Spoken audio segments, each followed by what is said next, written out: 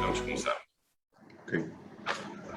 Boa noite a todos, sejam todos bem-vindos a mais uma tertúlia sobre o direito à liberdade religiosa. Recording in progress. E nós temos o privilégio de contar neste encontro com o professor doutor Jorge Bacelar Gouveia, um professor de larga experiência, não só no campo do direito constitucional, sobretudo no campo do direito, um grande pesquisador no campo do direito da religião. Tem inúmeras obras publicadas, desde o direito constitucional ao direito à religião, das quais tenho duas delas, e uma que nós também abordaremos um pouco, sobre o direito à objeção de consciência.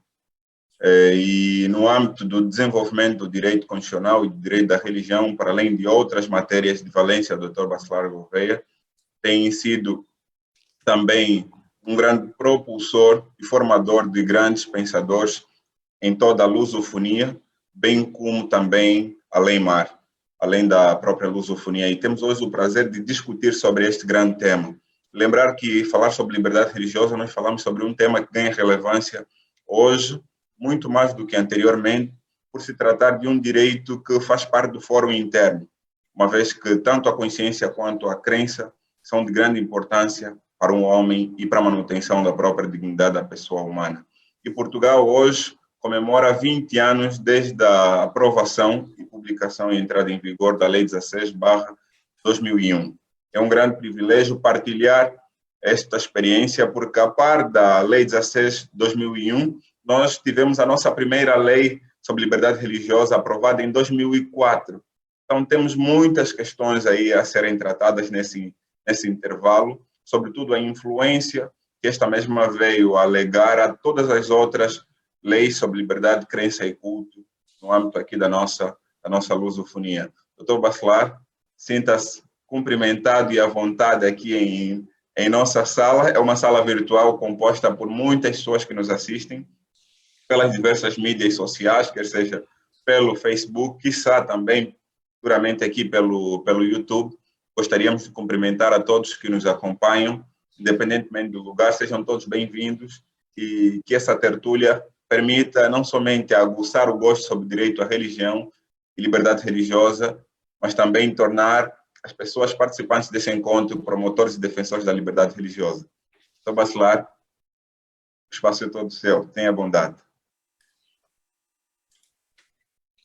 Muito obrigado ao mestre António Rafael, que já conheço há muito tempo e com o qual tenho privado e participado em provas académicas e portanto, uma grande saudação para si em primeiro lugar e agradecer também a oportunidade desta iniciativa. Cumprimento todo o auditório, este auditório virtual, vasto, como disse, espalhado por muitos países, até para além da própria lusofonia, e permitam-me também, claro, nesta ocasião, evidentemente, também saudar o Sr. Reitor da Universidade Lusíada neste caso de Angola, que é o Dr. Mário Pinto Andrade, que depois mais tarde se juntará nesta iniciativa, e é realmente esta ocasião uma ocasião feliz, porque em Portugal comemoramos hoje os 20 anos da publicação de da República da Lei 16/2001, a Lei da Liberdade Religiosa. Tem havido várias iniciativas, eu próprio hoje também publiquei um pequeno artigo no Jornal Público, e julgo que é um tema realmente da maior importância, é um tema que eu também tenho trabalhado. Não é só um tema de direito constitucional, mas também é um tema de direito constitucional, portanto, e faz parte um pouco também de outras questões mais periféricas, mas não menos importantes, dos meus gostos pessoais, mas também gostos académicos.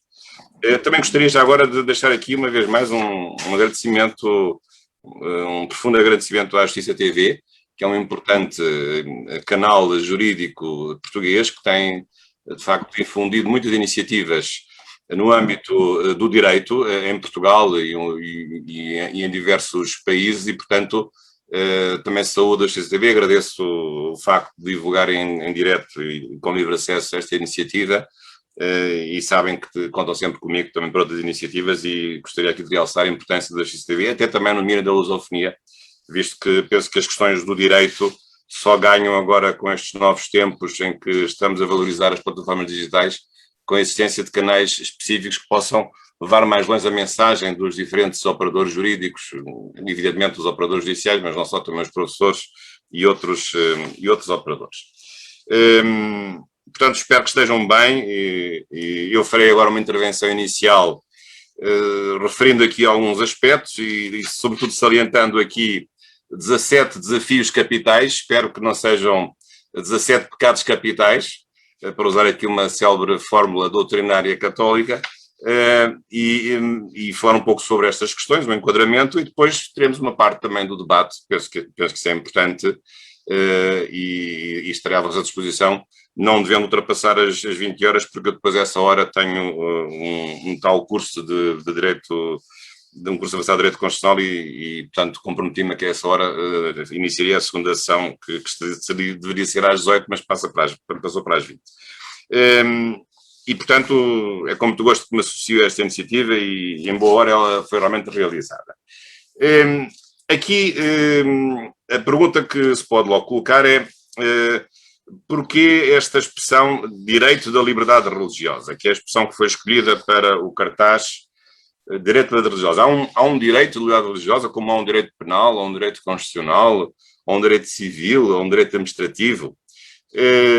Normalmente não é assim que este assunto tem sido referido, porque durante muitos anos a expressão que prevaleceu na Europa foi a expressão ainda em muitos países, a Alemanha, a Itália e a Espanha, é a expressão direito eclesiástico, que significa a parte do direito do Estado que regula o fenómeno religioso, quer o fenómeno maioritário, quer os fenómenos religiosos minoritários, aliás que são cada vez mais, porque nós vivemos hoje, evidentemente, no reconhecimento do pluralismo religioso, mas há autores agora que pretendem usar outras expressões para designar esta realidade, que é sobre ela que eu vou falar, em alguns aspectos, não vou aqui esgotar o tema, aliás darei em julho, de 12 a 16, um curso sobre isso, mas neste tempo que me é reservado falarei de alguns aspectos desse tal direito eclesiástico, ou direito da religiosa, ou talvez direito da religião, talvez até a expressão mais neutra, ou direito das religiões, que é a expressão francesa, para tratar deste tema. E, portanto, não vou aqui referir-me a nenhuma religião em particular. Eu tenho a minha religião, cada um tem a sua, naturalmente, mas não é sobre isso que eu vou referir. No caso da Igreja Católica, o direito da Igreja Católica é o direito canónico, é essa a expressão antiga, e outras confissões religiosas têm as suas próprias regras internas, mas este direito da religião não é o direito das confissões religiosas, é um direito que regula as relações e a proteção que o Estado deve dar, digamos, a sociedade civil, em relação às várias comunidades eclesiais e comunidades religiosas que também devem ser protegidas pelo Estado ou devem ser reguladas pelo Estado de acordo com a realidade que é hoje muito importante e que é evidentemente eliminável, que é o fenómeno religioso.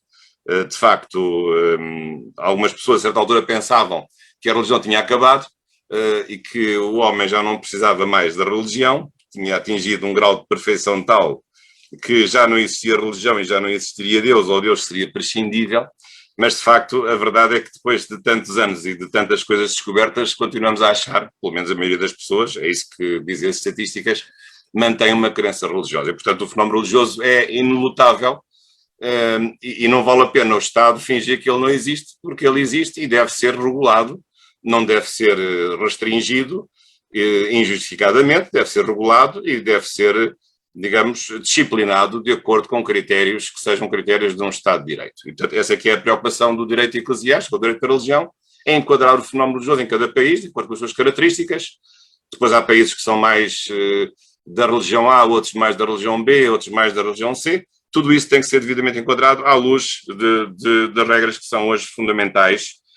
Aliás, regras que nem sempre assim existiram, mas hoje estas regras são regras que se fundamentam basicamente em duas ideias, a ideia da liberdade religiosa e a ideia da laicidade. Portanto, por um lado, a ideia de que o cidadão tem a liberdade de exercer a sua religião, de praticar a sua religião, ou de não ter religião, ou de mudar de religião, quer a título individual, quer a título coletivo, e, por outro lado, a ideia de que o poder público, o Estado, os poderes públicos, sobretudo, que são simbolizados pelo Estado, não interferirem e não prejudicarem o fenómeno religioso, mas devendo colaborar com ele e devendo até, em alguns casos, protegê-lo de fenómenos agrestes a esse mesmo, aos sentimentos religiosos das pessoas. Assim como o Estado protege e promove as atividades esportivas, ou as atividades culturais, ou outras atividades cívicas, também deve ter uma atitude favorável à proteção do fenómeno, ou dos vários diferentes fenómenos religiosos, conforme a configuração concreta de cada sociedade humana.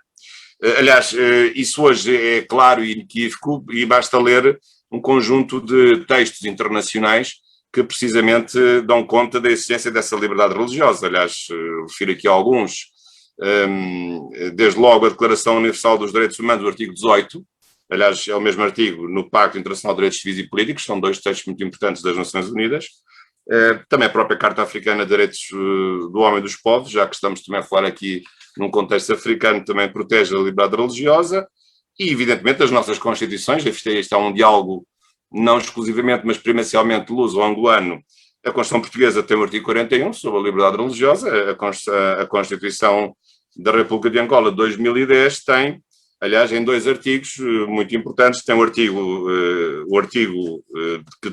equivalente ao nosso artigo 41, ele existe na Constituição angolana também para a proteção da liberdade religiosa, e que é um artigo, aliás, muito importante, que precisamente é o artigo 41, mas por acaso a Constituição angolana até vai mais longe do que a Constituição portuguesa, porque a Constituição angolana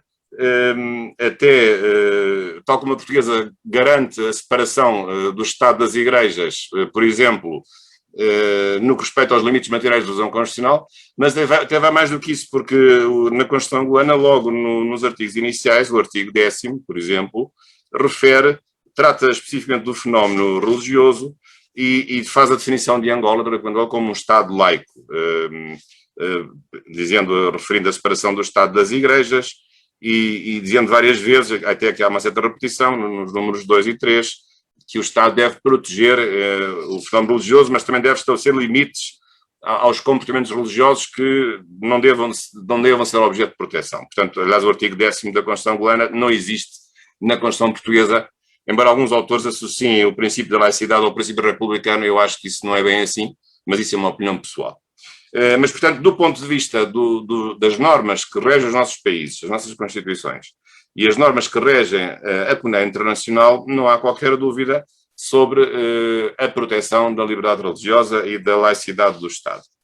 E também depois, ao nível do direito ordinário, porque é sempre necessário ter legislação ordinária mais específica, também estamos bem. Hoje em Portugal estamos bem porque estamos a comemorar precisamente os 20 anos da Lei da Liberdade Religiosa, a Lei 16 de 2001, e também já agora a Angola também está bem, porque Angola já vai na segunda geração deste tipo de leis, porque recentemente saiu a Lei 12 de 2019, de 14 de maio, que foi uma lei que veio precisamente revogar a Lei 2 de 2004, que estabeleceu precisamente uma nova disciplina do fenómeno religioso, revogando a Lei 2004, a Lei 12/19, que veio revogar essa mesma lei. Portanto, desse ponto de vista, nós estamos à vontade, e Angola está praticamente à vontade, porque até já tem uma nova legislação, que é uma legislação que já corresponde à resposta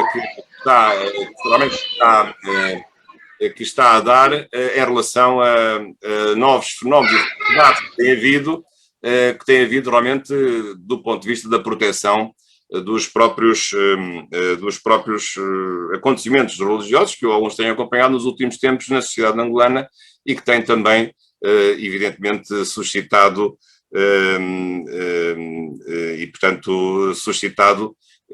evidentemente, problemas e dificuldades de compatibilização de comportamentos, alguns radicalismos, alguns fundamentalismos, algumas incompreensões.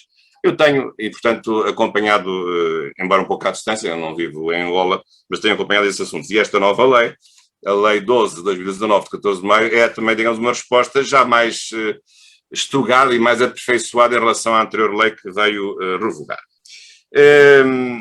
Ora bem, mas sempre foi assim, ou seja, o panorama atual da liberdade religiosa sempre foi um panorama com estas características? Não.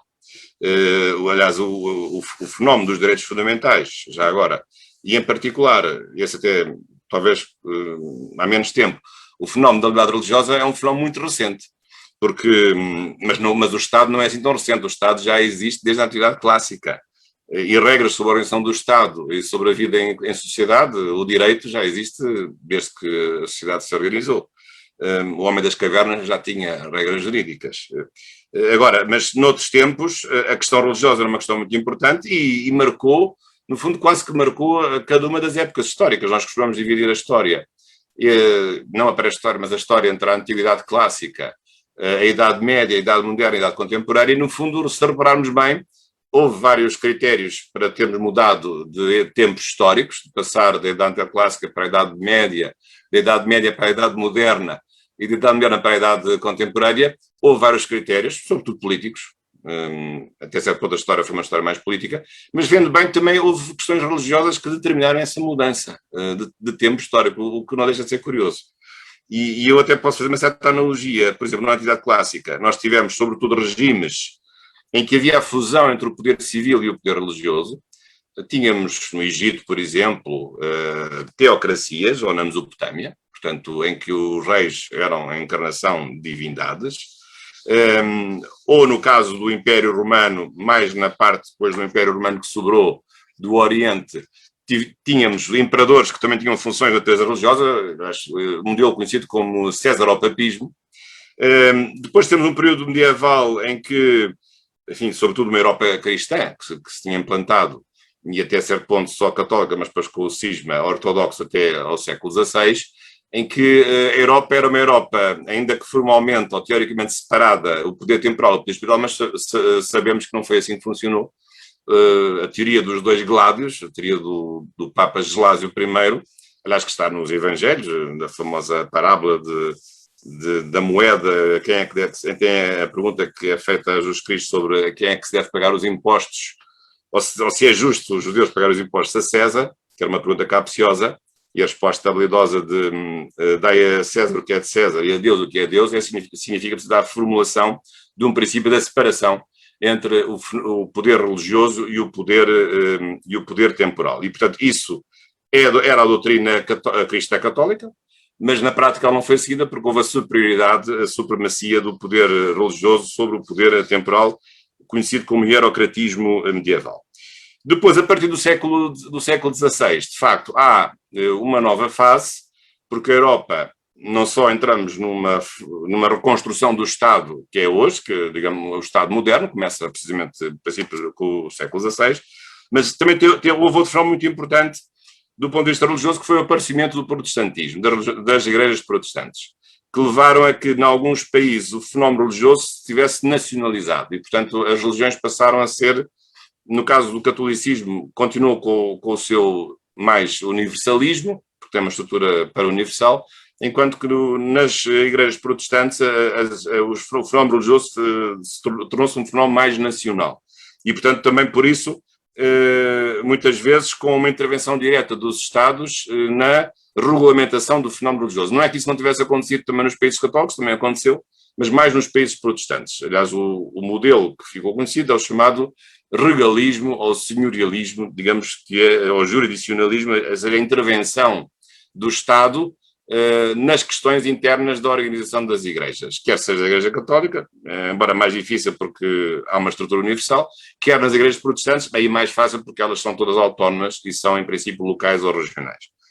Mas isso também foi outro tempo histórico que gerou muitos conflitos e muitas incompreensões, até que chegamos ao tempo de hoje, que é o tempo da Idade Contemporânea, em que precisamente o constitucionalismo, ao estabelecer as traves mestras do Estado de Direito, com direitos fundamentais, a separação dos poderes, a ideia do governo representativo, a ideia de república ou democracia, também trouxe outra coisa muito importante, que às vezes não é muito valorizada, que é precisamente a ideia da laicidade, da separação agora efetiva entre o Estado e o fenómeno religioso. Claro que essa separação, nestes 2 séculos da Idade Contemporânea, é uma separação que teve altos e baixos e que teve fundamentações muito diferentes. Uma coisa é uma separação sã e cooperativa, outra coisa é uma separação ateísta, de perseguição ao fenómeno religioso, portanto, fenómeno separado porque é para ser eliminado. Enfim, houve várias ideologias ateístas durante estes 2 séculos, mas também não pensa que isso é só das ideologias comunistas ateístas, a famosa frase de Karl Marx, que a religião é o ópio do povo, porque também muitas religiões fascistas, muitos regimes fascistas, em que muitas vezes se colavam ao poder religioso, também acabavam por ser, na prática, ateísmos efetivos, digamos, imperceptíveis, mas com os mesmos resultados. Ou pelo menos os resultados da manipulação do fenómeno religioso, que deixava também de ser independente do fenómeno político. Mas, portanto, o que importa é que, de facto, a partir do século XIX, por junto com os vários direitos fundamentais, aparece também a liberdade religiosa. Com vários modelos, o modelo norte-americano tem certas características, o modelo francês tem outras características, o modelo alemão tem outras características, o modelo italiano, portanto, em diferentes países foi-se estabelecendo um princípio de laicidade. É verdade que alguns países ainda continuam a ter uma religião oficial, por incrível que pareça, na Europa, por exemplo, no Reino Unido, a religião oficial é o anglicanismo. Aliás, o rei só pode ser rei se for anglicano. Aliás, o Reino Unido teve uma história conturbada de conflito quando se afirmou o anglicanismo por Henrique VIII em relação ao catolicismo. Enfim, alguns reis perderam a cabeça no sentido, digamos, estrito da palavra, ou seja, decapitados por causa de conflitos religiosos. E não só no Reino Unido, mas houve durante um período de uma grande turbulência na afirmação, ora de um período mais católico, ora de um período mais anglicano. E não foi só isso, também houve o contrário, também perseguições católicas contra protestantes, noutros lugares, e portanto, mas em alguns países da Europa, por incrível que pareça, a religião oficial ainda é a religião, ainda há uma religião oficial, o caso do Reino Unido, o caso da Suécia, por exemplo. E eu penso o caso da Dinamarca e o caso da Grécia, em que há religiões oficiais estabelecidas nas suas constituições. Claro que isto depois não tem implicações do ponto de vista da prática individual, porque há liberdade religiosa, mas o Estado identifica-se com uma certa religião. Claro que essa não é a solução ideal. A solução ideal é que o Estado não se deve identificar, não deve identificar-se com nenhuma religião e, portanto, a laicidade ser assumida até ao fim e, portanto, não haver qualquer conexão ou não haver qualquer colagem oficial a uma religião. Uma coisa é a religião da nação ou das pessoas, mas o Estado não tem religião. O Estado é uma estrutura formal. A religião é das pessoas, a religião não é das instituições. E, portanto, desse ponto de vista, hoje, a liberdade religiosa supõe também que não haja uma religião oficial de Estado, mesmo que isso possa não prejudicar o exercício, quer individual, quer coletivo, da liberdade religiosa. Mas, portanto, digamos, o paradigma atual é o paradigma da liberdade religiosa e da laicidade do Estado, ainda com diferentes enquadramentos. Agora, do ponto de vista mais concreto, o que é que isto quer dizer? Quer dizer que, na liberdade religiosa, nós costumamos distinguir dois aspectos muito importantes, a chamada liberdade religiosa individual e liberdade religiosa coletiva. Aliás, a liberdade religiosa é dos poucos direitos fundamentais que podem ser titulados por pessoas coletivas. Normalmente os direitos fundamentais são titulados ou estão na titularidade de pessoas singulares, de pessoas físicas. O direito à vida, as empresas ou as associações não têm direito à vida, nem têm direito a herdar coisa nenhuma, que eu saiba. Nem tem direito à privacidade, também acho eu. Bem, o direito à honra pode ser até que tenham, mas não tem o direito à inviolabilidade da sua vida, isso não faz sentido. Portanto, há um conjunto de direitos que só podem funcionar para as pessoas individuais, para as pessoas coletivas, ou as pessoas singulares ou pessoas físicas. Agora, a liberdade religiosa, curiosamente, é dos poucos direitos em que também pode haver direitos de pessoas coletivas religiosas, de confissões religiosas, agora encaradas na sua estrutura orgânica. E, portanto, as Constituições e a diferente legislação costuma ter esta distinção muito importante entre a chamada liberdade individual e liberdade coletiva religiosa. O que é que se inclui em cada uma delas? Já estamos a ver o que é.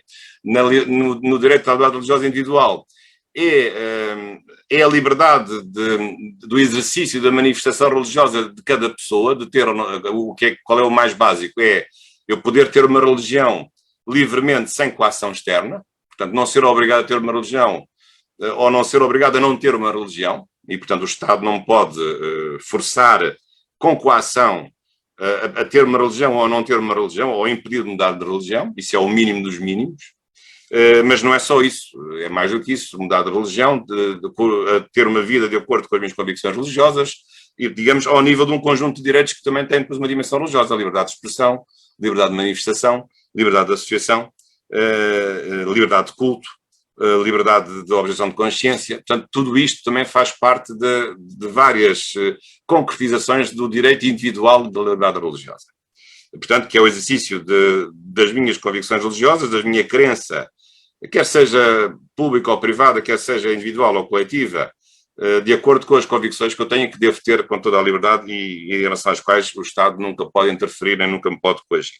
Agora, também há depois um lado coletivo. Portanto, porquê? Porque depois porque a religião é também um fenómeno comunitário, não pode ser um fenómeno individual. É raro, mas pode ser. Alguém pode ter só uma religião para si próprio, pode acreditar que ela é a única pessoa que tem aquela religião. Pode acontecer. É muito raro, mas pode acontecer. Mas normalmente a religião é um fenómeno comunitário. E sendo um fenómeno comunitário implica também, precisamente, que haja, digamos, a inserção da pessoa numa comunidade religiosa que pode ser mais ou menos hierarquizada e, portanto, que haja direitos que são exercidos em coletivo e direitos que têm que ser reconhecidos a uma pessoa coletiva de natureza religiosa. E isso já também tem outro tipo de implicações e, portanto, isso significa que também aparecem os tais direitos fundamentais de coletivos, de liberdade religiosa, de pessoas coletivas religiosas. Em relação a esta dimensão dos direitos, o Estado tem o quê? Tem um dever de neutralidade, não deve professar uma religião, não deve preferir uma religião, não deve ter uma preferência religiosa, não deve confundir a sua atividade com as atividades das confissões religiosas. Aliás, os partidos políticos, por exemplo, não podem ter símbolos religiosos. Portanto, tem um dever de neutralidade e tem um dever de respeito da sua liberdade e tem um dever de tratá-las com igualdade e com tolerância. Portanto, há aqui um conjunto de princípios que nós costumamos arrumar num princípio mais genérico, que é o princípio da laicidade e também da neutralidade religiosa. Portanto, este é o enquadramento, digamos assim, mais sumário do que é que significa a liberdade religiosa. Agora, eu gostaria de me propor lançar-vos aqui alguns desafios, precisamente deste ponto de vista, de quais são as questões que são mais quentes e que estão e que podem ser objeto de discussão e depois também, com isso também, claro, pretendendo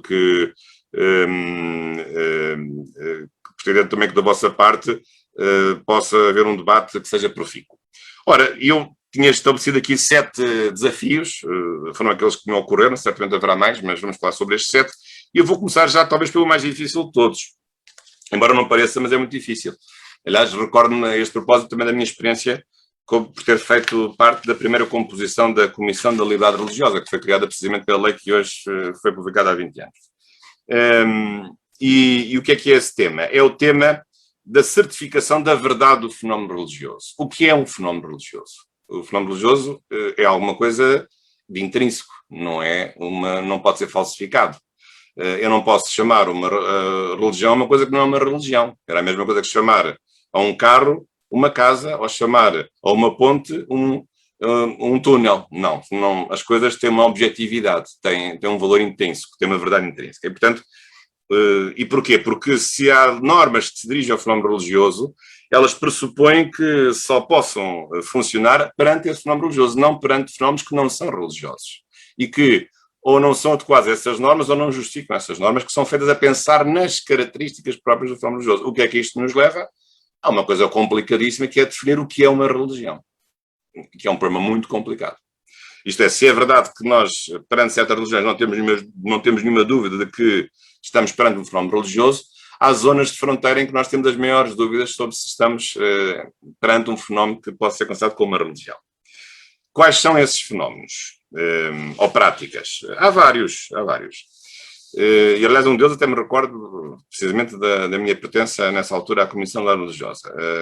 Muitas vezes, e o mundo hoje é um mundo do ponto de vista religioso também mais sincrético, em que muitas vezes as pessoas têm as chamadas religiões à la carte, isto é, vão buscar dogmas religiosos a várias religiões ao mesmo tempo, fazem, digamos, uma salada russa, uma mistura, às vezes indigesta, entre várias religiões, e acho com grande incoerência muitas vezes, mas cada um faz o que entender, respeitamos essa liberdade. Mas, por exemplo, o yoga não é nenhuma religião, mas eu, quando estava na Comissão de Liberdade Religiosa, a certa altura apareceu uma associação de yoga que queria que o yoga fosse reconhecido como uma religião. Mas, com o devido respeito, o yoga não é uma religião. É uma espiritualidade que também mete exercício físico. Muito bem, nada contra as pessoas que fazem yoga, mas o yoga não é uma religião, com o devido respeito. E, portanto, não foi reconhecido como religião. E o satanismo também é uma religião? podemos ver o satanismo como uma religião ao contrário, a religião do mal, não a religião do bem. Em princípio, a religião procura o bem, mais o bem transcendente do que talvez o bem imanente, porque se dirige, digamos, às coisas do além, às coisas finais. Mas há pessoas que têm religiões que professam o satanismo. Isso merece tutela, merece proteção por parte do Estado, sendo uma manifestação livre dessas pessoas de quererem desenvolver religiões satânicas? Acho que não. Mas a resposta é mais difícil de argumentar no sentido negativo. Temos que reconhecer. E depois, às vezes, o problema ainda é mais complicado, porque numa mesma religião pode haver práticas que são inequivocamente religiosas, mas outras práticas que já deixam muito a desejar. Por exemplo, aliás, até a lei angolana faz uma referência muito interessante a esse aspecto, que a lei portuguesa não tem, que é, por exemplo, a venda de bens religiosos, aquilo que no catolicismo ficou conhecido como simonia, que é a venda de bênçãos, vender bênçãos e graças religiosas a troco de dinheiro. Fazer comércio com atos religiosos. Aliás, a lei angolana até é muito interessante, que diz no artigo 20, que em nenhuma confissão religiosa é permitida a cobrança de bens, serviços ou valores pecuniários a troco de promessas e bênçãos divinas. Aquilo que na doutrina católica se chama simonia, que tem a ver com uma passagem na Bíblia em que houve uma tentativa de por uma graça religiosa obtida, de comprá-la através de dinheiro. Bom, e portanto, o que não tem nada a ver com, o que não se confunde com a necessidade do financiamento da atividade religiosa. Como é evidente, precisa de dinheiro os sacerdotes precisam de dinheiro para comer e para beber, e é preciso construir templos, não é? Mas isso não tem nada a ver com a venda de serviços religiosos, é uma coisa distinta. Portanto, reparem, tudo isto pode levar-nos à dificuldade de construir o conceito da religião, do que é uma religião. E reparem-se, e o Estado não pode fechar o conceito de religião na sua própria legislação eclesiástica, porque pode não reconhecer novas manifestações de religiosidade que não se encaixem num conceito pré-concebido e que está estabelecido nas leis. O que nós muitas vezes dizemos é que a religião pressupõe basicamente duas coisas. Há quem diga que pressupõe 3 ou 4 coisas, mas eu vou simplificar. Pressupõe, que é o básico dos básicos, a distinção entre o sagrado e o profano. Isso é óbvio. Portanto, há uma dimensão sagrada e uma dimensão profana na nossa vida. E eu acho que mais do que isso, a religião pressupõe um Deus, a existência de Deus. Não num Deus concreto, porque cada religião depois tem um Deus concreto com certas características, mas a ideia de um ser superior, digamos, à vida terrena. Depois, se há ou não há imortalidade da alma, e pode haver pessoas que acreditam na imortalidade da alma e que não sejam pessoas religiosas. Enfim, os gregos discutiram isso. Isso já são coisas mais complicadas. Mas se assim é, já há um problema aqui suplementar. É que o budismo, que é talvez a religião que tem mais adeptos em todo o mundo, autodesignada religião, o budismo não seria uma religião. Porque no budismo não há a crença num ser superior. Não há. É uma espiritualidade que permite chegar a um estado de perfeição, mas o tal nirvana, mas o budismo não acredita num ser superior. Mas vamos então excluir o budismo das grandes religiões do mundo, é capaz de ser complicado. Mas, portanto, como veem, o problema da definição da religião é um problema muito complicado. Quer dizer, se ele é fácil de perceber, digamos, no meio que nós conhecemos, do catolicismo, do protestantismo, do cristianismo ortodoxo, das religiões evangélicas, ou da religião judaica ou da religião muçulmana, isso é mais ou menos perceptível, já pode tornar-se muito difícil quando nós entramos nas zonas de fronteira. Portanto, este é o primeiro desafio, que é, sinceramente, de saber com precisão o que é uma religião. Depois há um segundo desafio, que é o desafio do reconhecimento da atividade religiosa, não daquilo que ela é, mas do modo como ela se reconhece, como é que ela se aceita, como é que ela se estabiliza na vida social. Porquê? Porque, como vos disse, a religião também tem uma dimensão comunitária, e isso tem uma dimensão comunitária. A religião não é apenas um exercício individual, mas é também um exercício coletivo, e tem que haver organizações que deem permanência a uma atividade religiosa, sobretudo a religião que tenha atos de culto. Normalmente todas as religiões têm atos de culto. Aliás, basta ver as escavações arqueológicas do Homo sapiens. Uma das primeiras manifestações da humanidade do Homo sapiens foi precisamente a veneração pelos mortos. digamos, a crença no além. Portanto, o Homo sapiens era também um Homo religiosus. Portanto, isso está intrinsecamente ligado à própria natureza humana. Por muito que se diga que não, mas essa é que é a verdade histórica. Portanto, é preciso então saber como é que se dá a reconhecer o fenómeno religioso. E como é que isso se faz? É complexo. Aqui, por acaso, a legislação angolana tem uma opção diferente da legislação portuguesa, que foi até bastante, aqui a legislação portuguesa, foi bastante ardilosa. Não sei se não terá ido longe demais, mas eu, falando agora da legislação portuguesa, eu diria que o reconhecimento das religiões obedece, tem, digamos, uma gradação, tem 5 níveis. Bem, há um nível óbvio do reconhecimento da religiosa que não precisa de nada. Qual é esse nível? É a nossa liberdade interior de acreditar em Deus ou não acreditar em Deus. Como se dizia numa canção revolucionária do 25 de Abril, mas essa era uma canção política, não era uma canção religiosa, não há machado que corte a raiz ao pensamento. Claro que não há ninguém que possa entrar no nosso cérebro e que nos proíba de acreditar num Deus. Ou que nos obriga a acreditar num Deus específico. Isso não há. Ainda não há. Portanto, a forma mais simples e rudimentar de liberdade religiosa é a liberdade de pensamento. Mas isso não precisa de nenhuma legislação. Não precisa de nada. Basta nós pensarmos para nós próprios e temos a nossa crença individual, podemos nunca revelar a ninguém. Mas isso já é uma liberdade religiosa, embora não seja uma liberdade religiosa reconhecida pelo direito, porque nem sequer tem um caráter externo. Mas isto é, digamos, o mínimo. Agora, há um segundo nível que já tem alguma exterioridade, que é nós comportarmos de acordo com as nossas convicções religiosas em termos individuais, fazendo atos de culto individual, indo ali, indo acolá, rezando assim, rezando assado, por aí fora. Tudo isso são manifestações também de religiosidade que devem ser digamos, reconhecidas.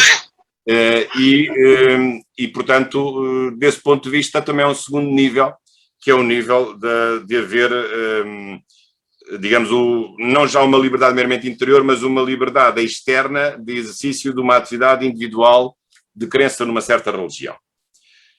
Mas a primeira e a segunda não implicam qualquer organização. São liberdades puramente individuais. Agora, um terceiro nível já é diferente. É o nível em que uma religião se organiza através da criação de uma associação, de uma pessoa coletiva associativa, que não é necessariamente uma pessoa coletiva religiosa. Assim como se faz uma associação de futebol, ou uma associação de música, ou uma associação de um rancho folclórico qualquer, também se faz uma associação para prosseguir fins religiosos, de acordo com um objeto social, de acordo com uma certa crença que se coloca no objeto social, e, portanto, as pessoas que se tornam associadas daquela organização são pessoas que professam aquela religião. E, portanto, temos aqui uma associação que pode ter múltiplos fins, embora uma associação seja uma pessoa coletiva com certas características, não tem fins lucrativos, e tem uma base associativa e não uma base patrimonial, digamos, o reconhecimento da liberdade religiosa pode também passar pela simples existência da liberdade de associação comum, e não uma liberdade de associação especificamente dirigida para as pessoas religiosas.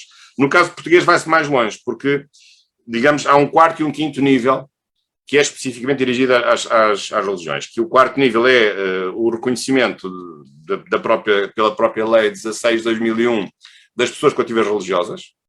Isto é, há associações que se distinguem das outras associações que não são associações comuns, mas são associações que são só associações para fins religiosos, que se chamam pessoas coletivas religiosas, e até tem um registro, são pessoas coletivas, um registro próprio, diferente do outro registro comum das pessoas coletivas. Tem sempre natureza associativa, mas tem um registro próprio e tem características próprias no que respeita à sua Constituição. São as chamadas pessoas coletivas religiosas. E depois, finalmente, um quinto nível de maior reconhecimento, de maior proteção, que é o que tem causado mais polémica, são as chamadas pessoas coletivas religiosas radicadas. Ou seja, no caso português, aquelas que estão presentes na sociedade portuguesa e assim, acreditadas há mais de 30 anos. Portanto, há aqui, digamos, uma pessoa coletiva religiosa radicada tem mais direitos do que as outras pessoas coletivas religiosas não radicadas, mas que sejam pessoas coletivas religiosas. Vou-vos dar exemplos. As pessoas coletivas religiosas comuns têm direito a que os seus ministros de culto sejam reconhecidos como tal, podem ter direito a ensinar nas escolas públicas, podem ter direito à proteção na construção de templos, podem ter direito a benefícios fiscais, por exemplo, podem ter direito à proteção dos bens religiosos. As outras pessoas coletivas radicadas têm estes direitos, mas têm pelo menos mais três. Mais três. Quais?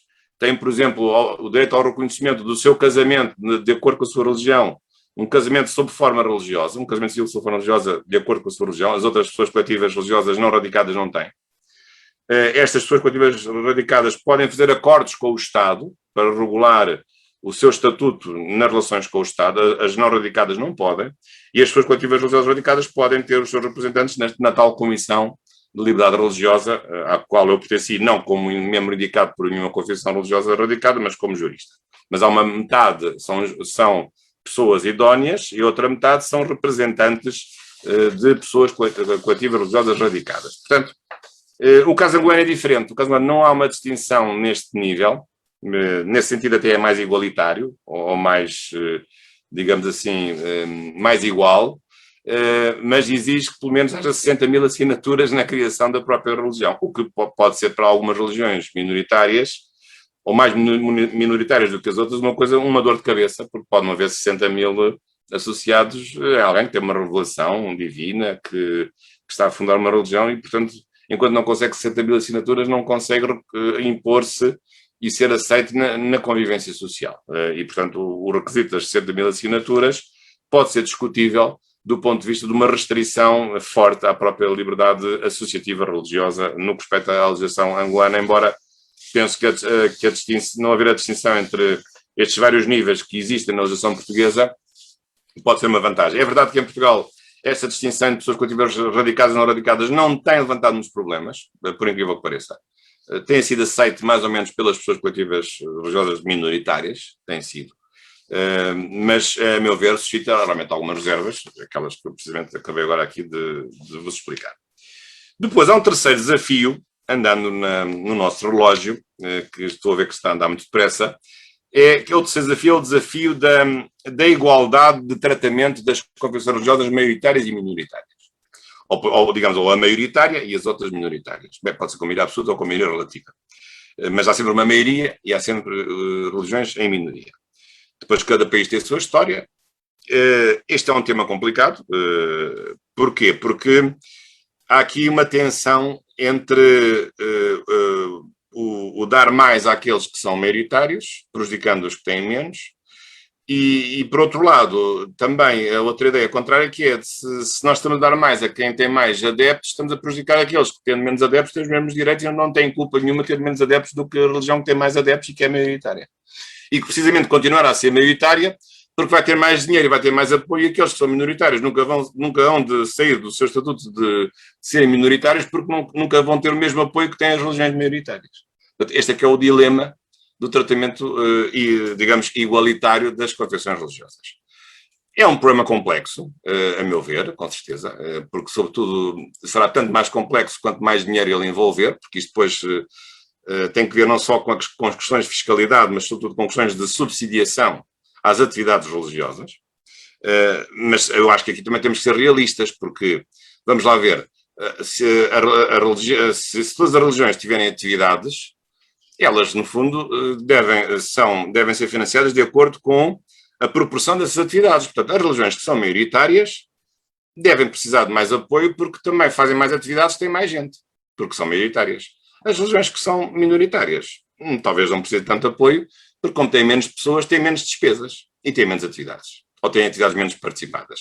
Isto pode ser assim, mas deixo esta nota, para não pensarem que eu sou defensor do modelo maioritário, mas tem que haver sempre um mínimo de apoio, mesmo às religiões minoritárias, que não permitam que elas fiquem sufocadas, sem qualquer tipo de apoio por parte do Estado. Mesmo que sejam minoritárias, elas têm, digamos, um direito a um mínimo de condições de sobrevivência, digamos assim, um mínimo vital, podemos usar essa expressão, e portanto, não é pelo facto de serem minoritárias que vão ficar totalmente desprovidas de apoio por parte do Estado naquilo que elas possam desenvolver, que seja realmente útil para a sociedade e para o bem-estar, também neste caso, uma dimensão espiritual que é também inerente à condição humana.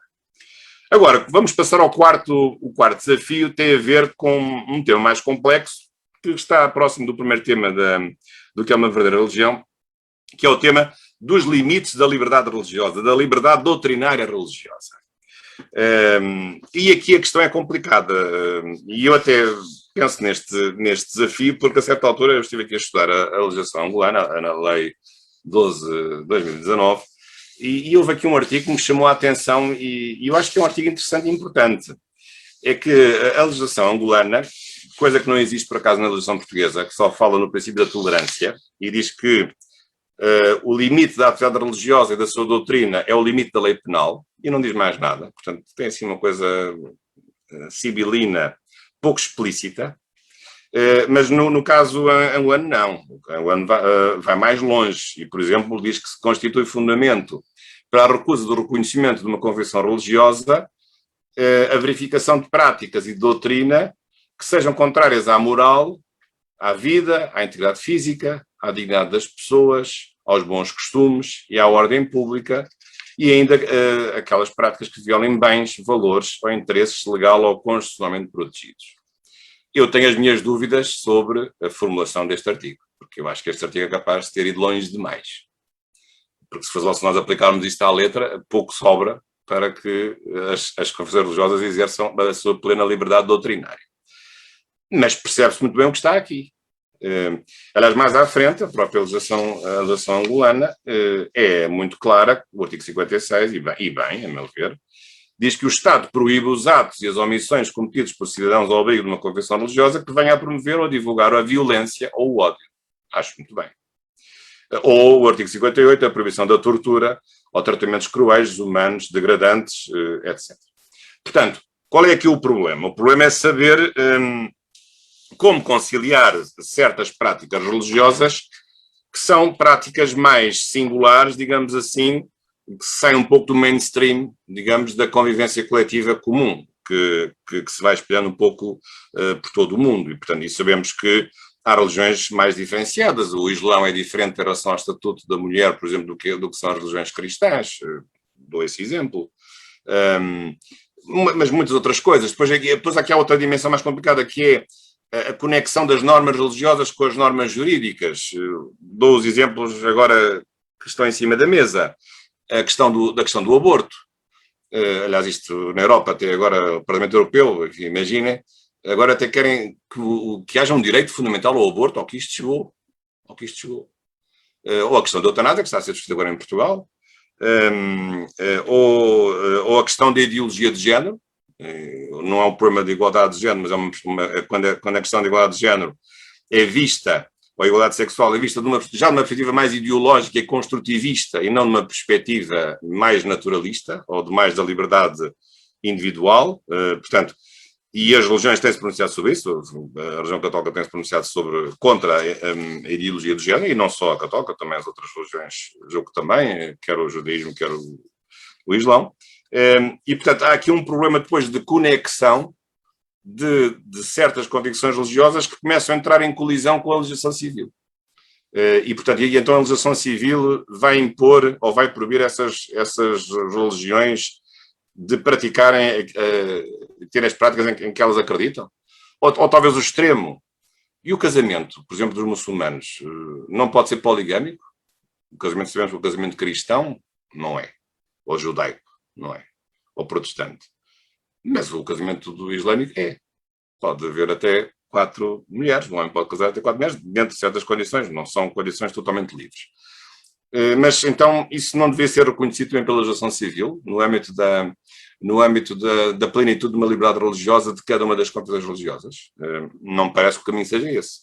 Mas, portanto, aqui é um problema complexo de saber onde é que termina a liberdade doutrinária própria e quando ela entra em conflito, em colisão com a própria legislação jurídica do Estado. Claro que eu acho que aqui digamos, o panorama dos direitos humanos é um panorama útil, saudável e minimamente consensual, porque as religiões revêem-se nos direitos humanos, ainda bem. Acho que nasceram no segundo pós-guerra, mas depois há questões pontuais, mais complicadas. A questão do aborto, a questão da eutanásia, a questão das transfusões de sangue, no caso de certas religiões, as questões de ideologia de género, tudo isso, a questão do conceito de família. Há depois questões pontuais que se podem tornar muito problemáticas, a questão do casamento, e, portanto, aí já temos um problema de possível conflito e até de negação de uma verdadeira liberdade religiosa às confissões que pretendam ter essas convicções e que possam ser impedidas de o fazer porque essas suas práticas são contrárias à ordem pública ou são contrárias a outras regras do Estado. O caso angolano também é curioso porque tem aqui uma disposição interessante que merece estudo autónomo, que é precisamente o facto de a legislação, a lei da Braçosa de Angola reconhece as religiões tradicionais, ancestrais, artigo 59, mas depois diz o mesmo que diz a nação ao costume, tem que respeitar a Constituição e não devem atentar contra a dignidade da pessoa humana e devem estar em consonância com os hábitos e os costumes das comunidades. Isto não era preciso dizer, porque são religiões tradicionais e evidentemente que estão automaticamente de acordo com os hábitos e com os costumes dessas mesmas comunidades. Mas eu sei que no caso de Angola houve o célebre caso do Camutuculeno, um caso de magia ou de bruxaria, caso de bruxaria, e houve a aplicação de houve uma sanção penal com base nesse contexto, mas este é outro tema, talvez um tema um pouco mais fluido, mas um tema difícil, de facto, de saber onde é que vai o poder do Estado de limitar ou de proibir certo tipo de convicções ou de certo tipo de valores que são contrários à ordem pública ou vão para além daquilo ou podem corresponder a práticas criminais.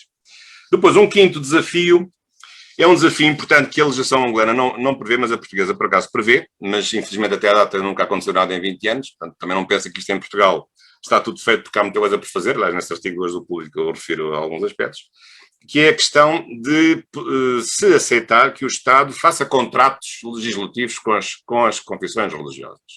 Não há nenhum problema nisso.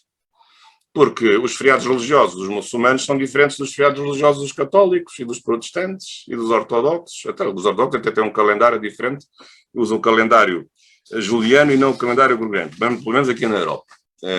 Portanto, para fixar o Natal dos ortodoxos não é o mesmo Natal dos protestantes e dos católicos. Começa logo por aí. Portanto, qual é o problema do Estado fazer um acordo com cada confissão religiosa para estabelecer regras de interesse comum? Os feriados, o reconhecimento dos seus ministros de culto, em que condições é que podem ter acesso a certos financiamentos, quais as atividades que querem privilegiar. Portanto, deve haver este tipo de acordos. Estes acordos estão previstos na Lei 16 de 2001. Até a data nunca nenhum foi feito. Acordos, eu estou a falar de direito interno, não de direito internacional. Internacional temos dois. Temos a concordata com a Santa Sé, nós, Portugal. E também temos recentemente, em 2010, um acordo internacional com o Imamat Ismaili, que é a comunidade dos ismaelitas, que é representada pelo imã Sua Alteza HK. Temos estes dois tratados internacionais. Sei que em Angola, o Dr. Rafael há pouco referiu-me que há apenas com a Santa Sé uma concordata. Mas não vejo nenhum inconveniente em que haja outras confissões religiosas, que tenham até uma grande representatividade. Acho que isso é de interesse comum. Claro que depois, às vezes entramos um pouco na brincadeira que aqueles que não têm uma religião acabam por beneficiar dos feriados de todas as religiões. Isto é, se as religiões multiplicarem os feriados, porque há feriados muçulmanos que não são católicos e há católicos que não são muçulmanos, como é evidente, e judaicos também, já agora. Mas penso que há todo o interesse em promover estes acordos. Ora, essa possibilidade não existe no que respeita à legislação angolana, existe no que respeita à legislação portuguesa, mas até à data também, sinceramente, nunca ninguém o aplicou. Julgo que não há nenhuma experiência em que esses acordos tivessem sido aprovados e são chamados pactos entre a religião e o Estado, que até têm depois questões jurídico-constitucionais complexas, porque são acordos, mas depois são formalizados por uma lei da Assembleia da República. 6 desafios, estou quase a terminar. Tem a ver agora aqui com o dinheirinho, que é o problema da tributação das atividades religiosas. Aqui penso que a legislação angolana, aliás, como a portuguesa, foram sensatas. E penso que estão no caminho certo. Qual é o caminho certo? É o caminho de as atividades estritamente religiosas terem benefícios fiscais. Parece-me óbvio. Porque são atividades de interesse público relevante. Mas já as atividades que são promovidas pelas pessoas com atividades religiosas, que não têm, digamos, um impacto religioso direto, embora possa interessar à confissão religiosa, mas que sejam comerciais, já não merecem não merecem nenhum benefício fiscal, porque são, no fundo, atividades comerciais. O caso angolano separa, aliás, até proíbe que as próprias pessoas com atividades religiosas tenham atividades comerciais. No fundo, obriga a uma criação de uma estrutura paralela, de uma estrutura jurídica paralela. O caso português é mais curioso. Admite que as pessoas coletivas religiosas possam ter as duas atividades. A atividade religiosa, essa em si, estará mais beneficiada do ponto de vista da fiscalidade, mas se desenvolver atividades comerciais, então aplica-se o regime comum da tributação, como se fosse uma atividade comercial qualquer, sendo ou não sendo promovida por uma pessoa coletiva religiosa. Mas o resultado é o mesmo. O resultado é o mesmo. Mas isto não deixa de haver aqui problemas de fronteira. Quer dizer, há coisas óbvias. Uma igreja ou um templo deve pagar imposto predial? Acho que não.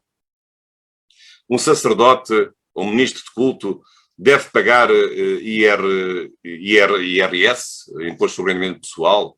Se é uma vocação, aquilo não é uma carreira. Eu sei que até se fala em carreira eclesiástica, mas isso é uma expressão bastante triste. Não é uma carreira eclesiástica. Há um munus, há uma vocação, digamos, eclesiástica, uma vocação religiosa, digamos, de um clérigo.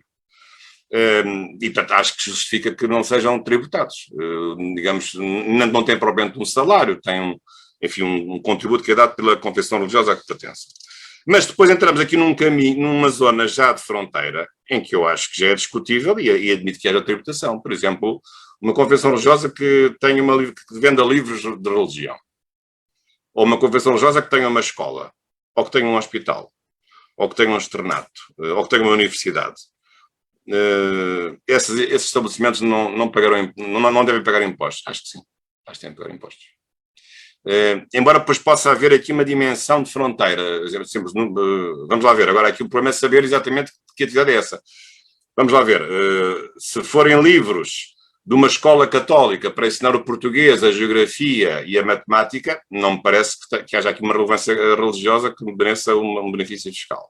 Agora, se forem os livros sobre a moral e a religião católica daquela escola e daquela confissão, já talvez admita. Agora vamos a uma universidade, mas uma universidade católica, não é? O que é ser uma universidade católica diferente das outras universidades? É, em princípio, essa universidade desenvolver um programa que corresponde aos valores da própria confissão religiosa que pertence. E, portanto, os seus professores serem professores com uma moral própria, que estão imbuídos das convicções da própria religião que está subjacente à sua universidade. E, portanto, eu penso que tem que haver uma diferença entre um professor que é professor de uma universidade católica de um professor que é de uma universidade não católica. Acho que se deve exigir mais alguma coisa, porque senão o adjetivo católica não acrescenta nada.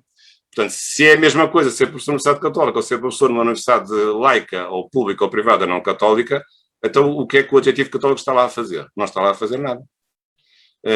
Portanto, esta aqui é a questão. Eu sei que isto é um desafio muito difícil para as universidades católicas aferirem verdadeiramente o que é que devem exigir aos professores para serem professores da sua universidade que seja católica, que seja digna desse nome. Mas se é digna desse nome, não pode abandalhar esse nome, deve prestigiar esse nome. E isso significa que há digamos, um plus, há um mais qualquer que diz respeito ao facto de ele ser professor não de uma universidade qualquer, mas de uma universidade católica, ou quem diz católica diz, enfim, islâmica, ou protestante, ou ortodoxa. Agora falo aqui na universidade católica, que é aquelas que eu conheço melhor. Mas, portanto, isto mesmo se aplica aos alunos. Os alunos que vão para a Universidade Católica têm deveres especiais que os alunos que vão para as universidades não têm, porque eles aceitam, à partida, um programa específico de uma mundividência católica que se deve refletir, não diretamente na sua vida privada, mas pelo menos enquanto estão a ter as aulas e os professores enquanto dão as aulas e o tipo de ensino que dão. E as convicções que transmitem aos alunos. E as opiniões que têm sobre os assuntos. E olhem que na Europa há muitos problemas. Por exemplo, imagina um professor que para ser professor na Universidade Católica, deve ser católico, deve ser crente. Imagina que o professor é contratado, já lá está há 20 anos, e ao fim de 20 anos perde a fé, torna-se ateu. Vai ser despedido, porque se tornou ateu, ou então mudou de religião. Ele é professor na Universidade Católica, mas agora é muçulmano, ou judeu. A universidade tem o direito de despedir? Já houve casos, não sei com este radicalismo, mas em Espanha houve casos, por exemplo, de pessoas que se divorciaram e casaram civilmente em universidades católicas que tinham um requisito melhor em relação a este tipo de comportamentos individuais. São questões complicadas. Agora, a meu ver, não estou aqui a dar nenhuma solução, mas a meu ver tem que haver aqui digamos, um acréscimo qualquer que justifique que uma Universidade Católica não se deva confundir com qualquer outra universidade, porque se não há esse acréscimo, essa diferença, o adjetivo católico é um adjetivo vazio, é uma fórmula que não tem qualquer significado. E eu acho que recuso-me a aceitar isso. Mais sendo católico, gostaria que as universidades católicas fossem verdadeiramente católicas e fizessem jus ao seu nome. Sei que esta tarefa não é fácil, também não é a minha tarefa. É bom falar sobre ela, sobretudo quando não temos que dar-lhe uma solução, como imagina. E vamos ao 7º e último desafio, que é o desafio da concretização da liberdade religiosa, sobretudo individual. Isto é, a liberdade religiosa é só de acreditar, não ser coagido, é acreditar ou deixar de acreditar, o culto individual ou coletivo, público, privado. Mas, e em termos mais práticos, vamos dar agora aqui, talvez, 2 ou 3 exemplos que são práticos, aliás, com os quais, aliás, muitas vezes sou confrontado como professor. Enfim, tenho sido professor em escola pública e privada, não católica, mas todos os professores são confrontados com isso. Primeira questão é a questão da objeção de consciência. É uma questão complexa. A vossa lei prevê, e a Constituição, a objeção de consciência, artigo 13. Mas, por acaso, eu acho que a forma do artigo 13 é uma forma muito deficiente, com o devido respeito, que é muito pelo legislador angolano. Porque a forma do artigo 13 é uma fórmula maximalista, porque diz que cuja observância implica uma ofensa grave à integridade moral, mas a objeção de consciência é muito mais do que isso. O que é a objeção de consciência? É eu ter uma razão para não cumprir um dever, uma razão moral para não cumprir um dever. Mas é um incumprimento de um dever individual, pacífico e privado. É por isso que a objeção de consciência se distingue da desobediência civil. E é por isso que a objeção de consciência se distingue da revolução ou da resistência coletiva. A objeção de consciência é um incumprimento individual, privado e pacífico, por razões de religião, ou razões filosóficas, ou razões, digamos, de consciência moral.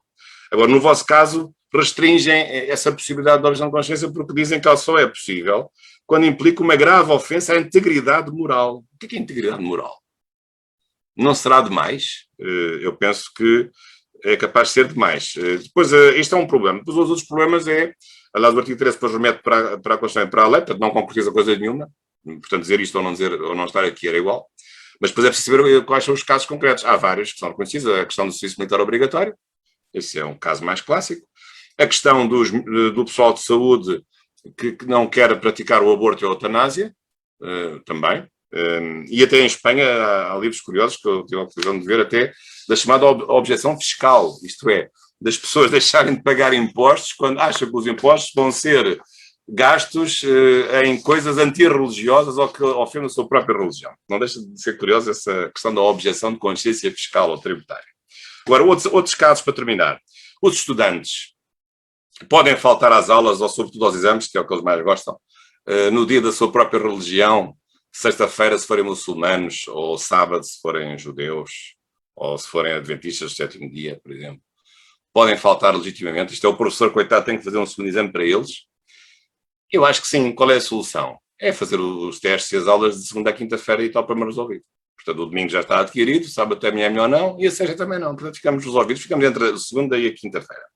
O pior é o trabalhador, porque o trabalhador, se for um trabalhador numa loja sozinho, coitado, se a loja tem que funcionar os 5 dias da semana, se ele é muçulmano, o pobre do patrão vai ter um corte de 20% do seu rendimento, porque a loja, em vez de abrir 5 dias por semana, só abre por 4 dias, porque no 5º dia, sexta-feira, o seu trabalhador não pode trabalhar. Ou pelo menos vai ter que faltar para praticar atos de culto com toda a legitimidade, de acordo com a sua religião. Claro que isto se pode resolver se o trabalhador se inserir numa comunidade de pluralidade de trabalhadores com um regulamento, e sobretudo nos centros comerciais, estando as lojas abertas todos os dias. Os católicos não trabalham ao domingo, os judeus não trabalham ao sábado, os islâmicos não trabalham, os muçulmanos não trabalham à sexta-feira, e o problema fica resolvido. Mas isto não é assim tão fácil, porque pode haver depois aqui problemas sérios de equilíbrio da própria lógica empresarial. E, digamos, e sobretudo dos interesses do próprio empregadora, que não está lá totalmente para perder dinheiro e não pode, de repente, ser confrontada às vezes com surpresas de a pessoa ter entrado na loja que trabalha os 5 dias da semana, porque não se importa ou não tem uma religião, e de repente passa a ter uma religião que logo por azar, em vez de ser a religião cristã, ou judaica, é a religião muçulmana e, portanto, quer ficar livre à sexta-feira quando sabe que a loja não pode abrir nem ao sábado nem ao domingo e também se não abre à sexta-feira o patrão vai à falência.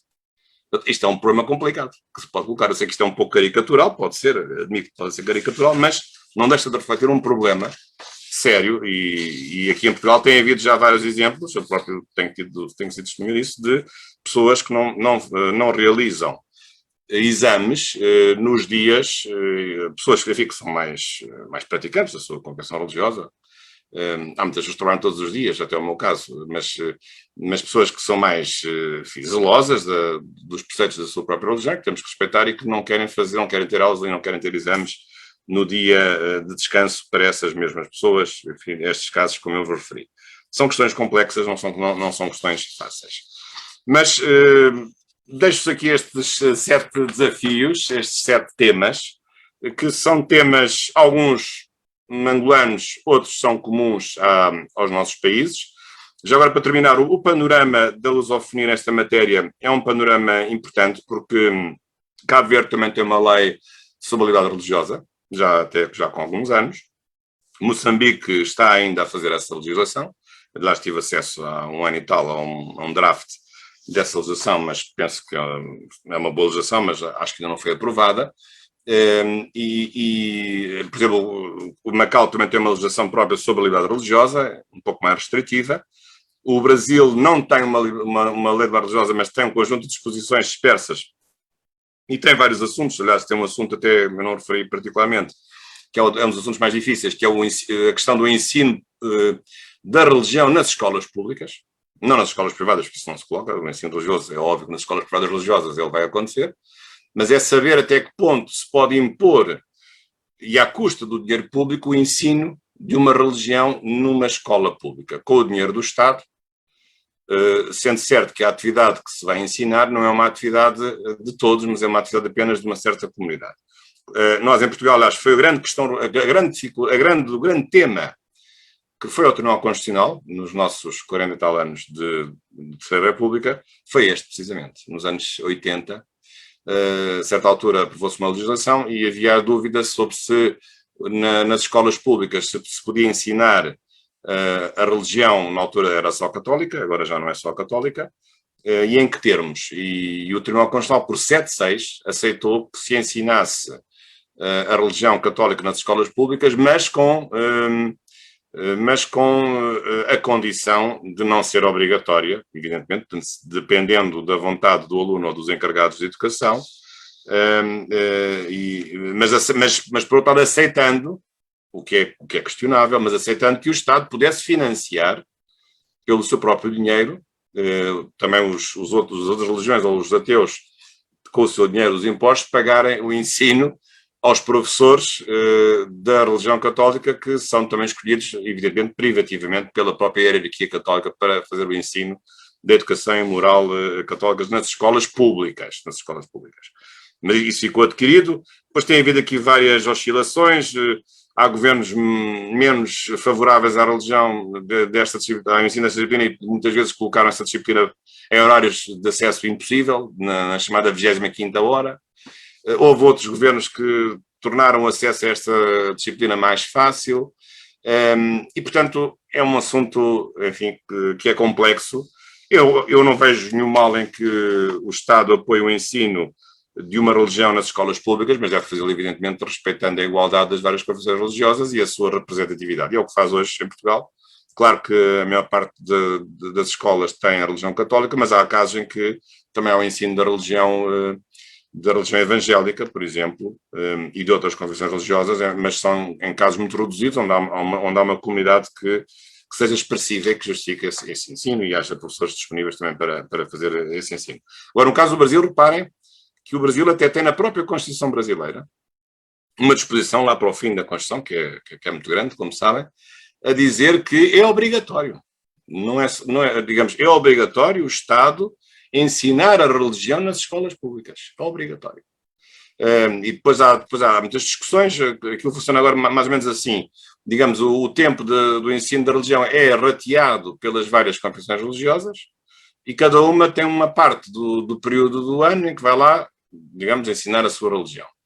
Depois há outro problema mais complicado do que este, que é saber que tipo de ensino é esse. É um ensino, digamos, tipo ascético, de sociologia das religiões, e explicar o que é o cristianismo, o que é o islão, o que é o judaísmo e tal, ou é um ensino apologético, isto é, um ensino de proselitismo, no sentido de convencer os alunos a aderir à bondade e aos valores daquela religião que é melhor do que as outras, ou que é a única que é verdadeira e que as outras não são boas religiões. São duas abordagens completamente distintas. Uma abordagem mais científica e ascética e uma abordagem mais apologética. Eu penso que a verdade é capaz de estar nas duas coisas, porque evidentemente que a pessoa que tem uma convicção religiosa acha que a sua religião é melhor que as outras, não é? Ou que é a única. Acho que isso é óbvio, não é? E, portanto, se há o direito da confissão religiosa a ensinar essa religião, os seus valores aos alunos, acho que não há nenhum mal em que essa perspectiva também possa ser dita. Mas, evidentemente, isto não impede que haja um diálogo interreligioso e que não se fale também de outras religiões, e há valores que são comuns a várias religiões. O chamado humanismo, evidentemente que é comum a várias religiões e não apenas a uma certa religião. Portanto, é com muito gosto que termino esta minha intervenção, esperando que tivesse sido bem ouvido, bem entendido, e agora estou à vossa disposição para entrarmos aqui num período de diálogo. Temos aqui algum tempo, só tenho que sair um pouco antes das 20 horas, hora de Lisboa, mas estou agora à vossa disposição e agora devolvo a palavra ao Dr. António Rafael e, uma vez mais, agradecendo um auditório tão bem comportado, muito cuidadoso, na ligação do microfone, mas agora é a vez de ligarem à vontade do microfone e colocarem as questões que muito bem entenderem e esperando eu, claro, que possa responder às vossas perguntas. Bom, muito obrigado a todos, obrigado, Dr. Bacelar, também pela belíssima exposição do tema. Obviamente que logo no começo suscitou uma grande curiosidade quando falava sobre os 7 pecados capitais. Fui tentado a recorrer a Dante e dizer que se não terminasse no tempo, tendo em conta seu próximo compromisso, iria para o quinto dos infernos. Mas ainda bem que fez a paragem, porque o tema está super interessante. Para dizer que o Dr. Bacelar traz um discurso histórico, denominadamente tratando um pouco sobre a laicidade do Estado, a identificação e a neutralidade do Estado, também aborda um pouco sobre a liberdade religiosa, seu surgimento, também a sua importância, as várias dimensões, tanto a dimensão individual quanto a dimensão coletiva, bem como também trata e busca esclarecer nuances relacionadas ao direito de objeção de consciência. Lembrar aqui que o Dr. Bacelar, para além de um livro a respeito, tem também um outro que trata somente sobre o direito à objeção de consciência. E, obviamente que a curiosidade desperta, e para a continuidade do nosso diálogo, para além desse contacto hoje, neste encontro, temos um programa muito interessante de especialização em Direito, Sociedade e Religião, pelo CEDIRES. A quem quiser, estará sendo ministrado de 12 a 16 de julho. É um programa super interessante que vale a pena, independentemente do lugar em que esteja. Existem planos muito interessantes para aprender mais sobre direito, sociedade e religião. E, obviamente, que eu estou na posição ingrata aqui enquanto moderador, porque tenho muitas perguntas. É uma posição sempre ingrata, mas é sempre bom partilhar com o mestre. Disse que os discípulos não são maiores do que os seus mestres, então convém aqui dar nota a esse aspecto. E a quem quiser participar também do nosso auditório, vasto auditório, fique à vontade. Eu vou colocar 2 questões, uma delas muito polêmica. O Dr. Bacelar mencionou aqui sobre os estados teocráticos ou os estados cuja a sua forma de relacionamento com o fenômeno religioso apresentam-se como estados confessionais. Eu diria, na realidade portuguesa, ao reconhecer religiões radicadas, não estaria muito próximo a isto, uma vez que dá maior protagonismo a denominações ou religiões que tenham maior destaque ou maior relevância, ou seja, uma maioria na sociedade. Esta seria a nossa principal questão. A outra está ligada ao direito de objeção de consciência. Então, Bacelar diz respeito que o direito de liberdade religiosa diz direito às pessoas, não ao Estado. é que ela é um dever moral e curioso notar que o Dr. Bachelar traz uma abordagem muito interessante, porque diferente, Ronald Dworkin chega até a comparar a questão da liberdade ou da objeção de consciência com desobediência civil. E o Dr. Bachelar hoje foi fulminante nesta questão. Gostaria que explorássemos um pouquinho mais esse detalhe, relacionado sobretudo a crenças como a transfusão de sangue, a questões de transfusão de sangue, a dias de guardas, como o sábado, ou para os judeus ou sabatistas, o sétimo dia, ou também para católicos que precisem da sexta-feira ou da Semana Santa para o seu desfrute. Tenho essas duas questões, e para quem nos acompanha, pode colocar as questões pelo chat. O Dr. Bachelar ainda tem algum tempo, ou então ligar o microfone, então logo responde as duas questões para colocar também a sua. Muito obrigado. Muito bem, muito obrigado, Dr. António Rafael. Realmente são duas perguntas difíceis. Vou começar pela segunda. De facto, o grande autor, já falecido, Ronald Dworkin, de facto abordou muitíssimo bem a questão da objeção de consciência. É um tema interessante porque há várias figuras em que têm como comum o incumprimento de um dever. Mas são condições diferentes. Por exemplo, há um direito à revolução. Aliás, a Constituição Portuguesa reconhece um direito à revolução, por incrível que pareça, no artigo 7º. Aliás, reconhece que o povo português e o Estado deve apoiar a revolução dos povos que ainda sejam a ser oprimidos pelo colonialismo. É uma coisa curiosa, porque, em princípio, um Estado democrático nunca pode aceitar o direito à revolução.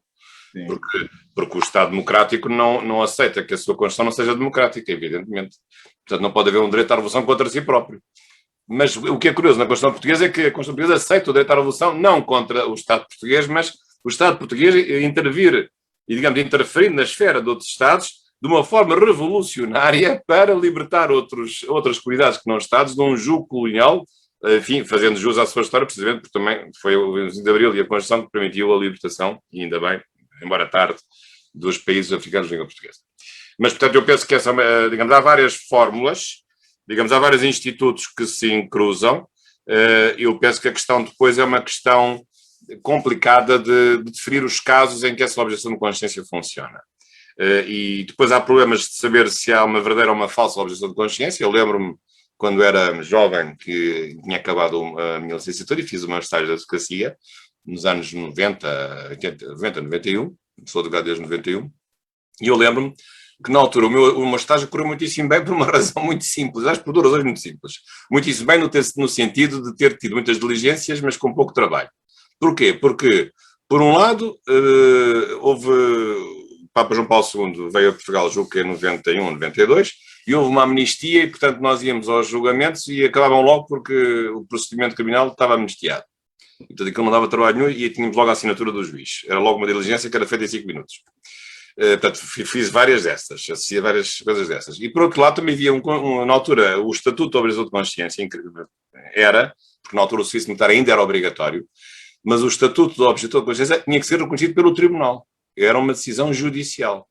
E, portanto, então o que é que o Tribunal fazia? Quem quisesse ser objetor, normalmente há algum, além dos sacerdotes em geral que são, mas, digamos, certas confissões religiosas são objetores de consciência, julgo que as testemunhas de Jeová são, em geral, objetores de consciência, se não estou em erro, e então assistia a vários julgamentos em que não tinham assim grande interesse, porque era apenas o juiz a perguntar à pessoa que tinha pedido o estatuto se confirmava se era mesmo verdade, se não estava ali a brincar, se acreditava mesmo no pacifismo e se achava mesmo que era incompatível com a sua fé pegar em armas e prestar o serviço militar obrigatório. Portanto, isto também eram julgamentos realmente rápidos e deram muitas assinaturas, os tais, dá um número mínimo de diligências que nós tínhamos de fazer para completar o nosso estádio. Lembro destes dois exemplos, um pouco de brincadeira, de caricatura, mas que foram reais na minha vida. Realmente, como perceberam, fiz um estágio um bocado fraco, não é? Porque realmente não deu muito trabalho, mas fui vítima ou fui beneficiado por estas circunstâncias. Uma delas, precisamente, a questão da objeção de consciência. Portanto, neste caso, para o juízo obrigatório, é preciso definir os casos, portanto, a veracidade dessa objeção de consciência, mas depois há uma questão mais complicada, que é o Estado limitar, digamos, a consciência moral naquilo que ele deve aceitar e naquilo que não deve aceitar. Se é uma consciência moral verdadeira ou falsa, se é uma coisa que ele diz, mas é uma coisa que ele não faz, e em que casos, só o serviço militar, o serviço médico, outros serviços. Quer dizer, há uma série de questões que são questões complexas embora haja uma diferença que é importante entre a objeção de consciência, a desobediência civil, o direito de resistência, que é outra coisa diferente, a resistência a ordens ilegais é outra coisa diferente. Ou o direito de manifestação é outra coisa diferente, isso já não é nenhuma resistência, isso é dentro dos direitos que temos, ou depois formas mais graves de desobediência coletiva pacífica ou desobediência coletiva, digamos, violenta. São coisas distintas. Portanto, este é um ponto. A primeira questão, já agora recordo-me qual foi aquela que colocou, que eu com esta conversa já me perdi. Qual foi a primeira? Em relação às religiões radicadas ou sim. Ora, isso mesmo. Esse assunto está envolto num grande mistério. Para mim é um mistério. Não me leve mal. Porquê? Bem, em primeiro lugar, a Igreja Católica está afastada desse processo, porque a lei da liberdade religiosa não se aplica à Igreja Católica. Não sei se sabiam. Há lá um capítulo final que diz que estas regras todas que aqui estão de se inscreverem como pessoas coletivas religiosas, ou então aquelas que passam ao fim de 30 anos a ser pessoas coletivas religiosas católicas, não se aplicam à criação das pessoas coletivas católicas, religiosas católicas. O que eu percebo, porque antes já existia uma concordata e há, digamos, uma prática ancestral, enfim, da presença das pessoas coletivas católicas canónicas pelo país fora. Mas, portanto, a lei não se aplica. Embora depois há várias questões que isto é, digamos, não se aplica a algumas coisas, mas outras coisas aplica-se. Há dúvidas nos juristas sobre o que é que se aplica à Igreja Católica ou não. Claro que os princípios aplicam-se sempre. E, aliás, os princípios não estão na lei religiosa, estão na própria Constituição, como é evidente. Não é a lei que cria esses princípios, a lei concretiza esses princípios. Portanto, aqui já é duvidoso que, portanto, haja uma religião que tenha um estatuto absolutamente à parte deste conjunto das condições. E depois o outro problema é, por carga d'água, se estabelece aqui uma distinção entre religiões A e religiões B, e as religiões A são aquelas que já existem há mais de 30 anos, e as religiões B são aquelas que existem há menos de 30 anos, como se as coisas fossem melhores com o tempo. Isto não é como o vinho do Porto. O vinho do Porto, normalmente, quando vai envelhecendo, vai ficando melhor. A religião também é como o vinho do Porto, este é quanto mais velho é melhor. E eu acho que é capaz de não ser bem assim, com o devido respeito. Portanto, é curioso que eu nunca vi colegas meus contestarem isto. Aliás, quando eu falo disto, começam logo a tremer. Mas eu não sei porque é que este assunto está a ser um assunto tabu. Porque é que uma religião com 30 anos há de ter mais direitos que uma religião que só tem 20? Ou que só tem 10? Porquê? Qual é a razão? Isto é uma questão de envelhecimento, é? É como os vinhos? Eu acho que não é uma questão de envelhecimento. Claro que isso pode ser visto da perspectiva de saber se a religião vem para um país e vai medrar, vai enraizar-se, vai ter adeptos. Então, mas se tiver pouco adeptos, qual é o problema? É menos verdadeira se tiver menos adeptos do que a que tem mais adeptos? Não, acho que não é assim. Ou é mais verdadeira se durar mais tempo? Ou se tiver há mais tempo? Até pode ser ao contrário, o tempo pode até, digamos, adulterar a essência da própria religião. Portanto, até pode haver o fenómeno inverso. Mas a verdade é que, quer dizer, eu percebo que há uma necessidade de distinguir, digamos, religiões por níveis. Sobretudo, eu acho que a questão que aqui estava subjacente, aqui entre nós, eu sei que não é entre nós porque a gente está a ouvir, mas eu acho que a questão que estava no subconsciente do legislador era o problema das ditas seitas ou das religiões evangélicas mais recentes, porque não se pretendia reconhecer essas confissões religiosas com tanta amplitude. Penso que era isso que estava na base do espírito do legislador, mas eu tenho respeito por essas religiões, isso é tudo muito problemático. Encarar essas religiões como religiões de segunda. Uma coisa é saber se essas religiões fazem comércio ou se fazem simonia ou outra coisa qualquer. Isso é outro assunto, mas não tem nada a ver com o tempo de presença num país. Isso é um assunto completamente... Agora, não vamos, digamos, averiguar a veracidade e a honestidade das práticas religiosas que vão disfarçar práticas comerciais com uma utilização de um instrumento que é completamente inapto para isso, que é o instrumento da duração da presença territorial dessa religião num país. Eu acho que a solução não é essa. Mas é isto que lhe posso dizer.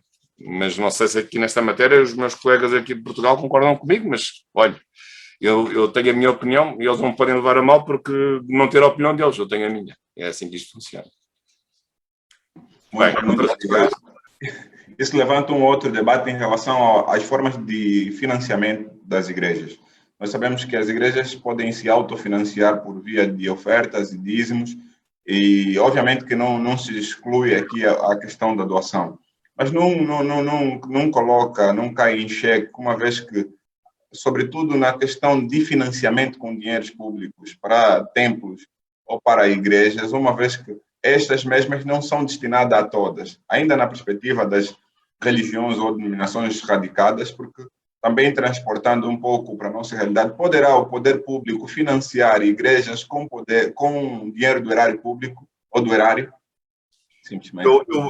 Eu acho que pode. Assim como pode, por exemplo, pagar, embora isso seja mais barato, pagar o ensino religioso nas escolas públicas. Mas agora, eu acho que é preciso fazer as coisas com racionalidade e com critérios. Em cada ano, acho que o Orçamento de Estado deve estabelecer uma verba para financiamento da construção de templos e depois distinguir os templos de cada religião, mas não excluir as religiões minoritárias, evidentemente. Ou então dar, digamos, avaliar a necessidade dos templos para as religiões, e até pode acontecer uma coisa ao contrário do que é costume, as religiões minoritárias precisarem de mais dinheiro porque têm menos templos proporcionalmente aos seus associados em relação à religião maioritária, que por ser minoritária já tem templos e há muitos anos, e até precisa de menos. Embora às vezes também haja problemas de conservação das igrejas que também se vão degradando e o tempo também as vai, enfim, desfazendo. Mas até pode ser ao contrário aí. Até, digamos, o financiamento das religiões minoritárias pode ser mais premente porque elas, porque estão a começar e porque são minoritárias e tendo já um número razoável de associados, embora seja complicado estar a contar quem é que são os membros daquela confissão, não tem que declarar e ver a sua pertença religiosa, mas, portanto, eu acho que nesse caso o que me parece é que até pode haver o raciocínio inverso. Agora, não acho que haja qualquer objeção constitucional do ponto de vista da liberdade religiosa e da laicidade do Estado, de o Estado apoiar o financiamento e a construção de templos. Acho que não.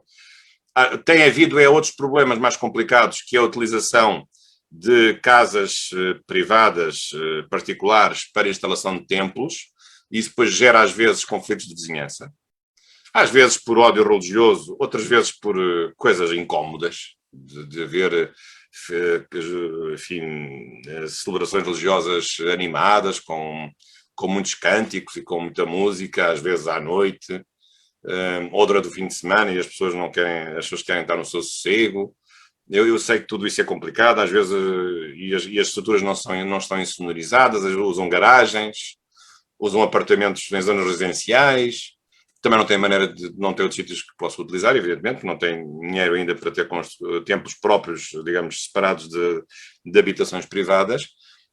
Mas isso é outro problema também que se tem aqui estabelecido. Portanto, tem havido algumas questões quanto a isso. Isso é outro tipo de problema, mas também tem que ser enfrentado, porque uma religião que nasce pode não ter dinheiro para ter um templo próprio separado a 100 metros de qualquer outra casa, pode ser no mesmo prédio, e há uma religião, uma confissão que funciona num apartamento e tem todo o direito. Mas há um problema depois de conflitos de vizinhança, evidentemente, do ponto de vista quer das pessoas que entram e saem com muita frequência, quer a questão da utilização do som, enfim, da vivacidade das cerimónias, seja lá o que for. E também, às vezes, claro que à mistura disto, também há evidentemente, muitas vezes, um ódio religioso a uma confissão minoritária. Isso também muitas vezes aparece. Acho que todos estão de acordo comigo em que isso muitas vezes também sucede, como é óbvio. Muito obrigado, Dr. Bacelar. O estágio foi tão bom que o Dr. Bacelar decidiu, desde 91 para cá, aprofundar as matérias em relação ao direito à religião, sobretudo à objeção de consciência. Quem tiver alguma questão, nós temos várias outras também por colocar, mas fiquem à vontade, podem ligar os microfones, basta que levantem a mão e coloquem à vontade a vossa pergunta. Por favor, temos o Jair da Costa. Pode ligar o seu microfone. Nos fala de onde, Jair? O Jair já ontem. Talvez aqui o Mário Cláudio, não? Talvez... Exatamente. Muito boa noite. Boa noite, Mário. Não, consegue me ouvir? Não. Sim, Jair, conseguimos te ouvir.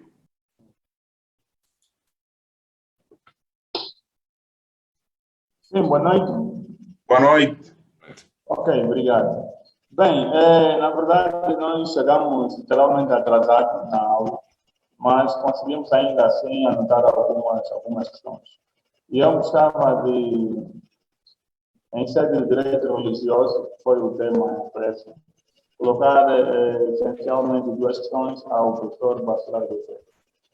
Bem, a primeira questão prende-se com o casamento religioso. Pelo menos é regra em Angola. Nós não temos, discute-se a questão dos efeitos jurídicos do casamento religioso.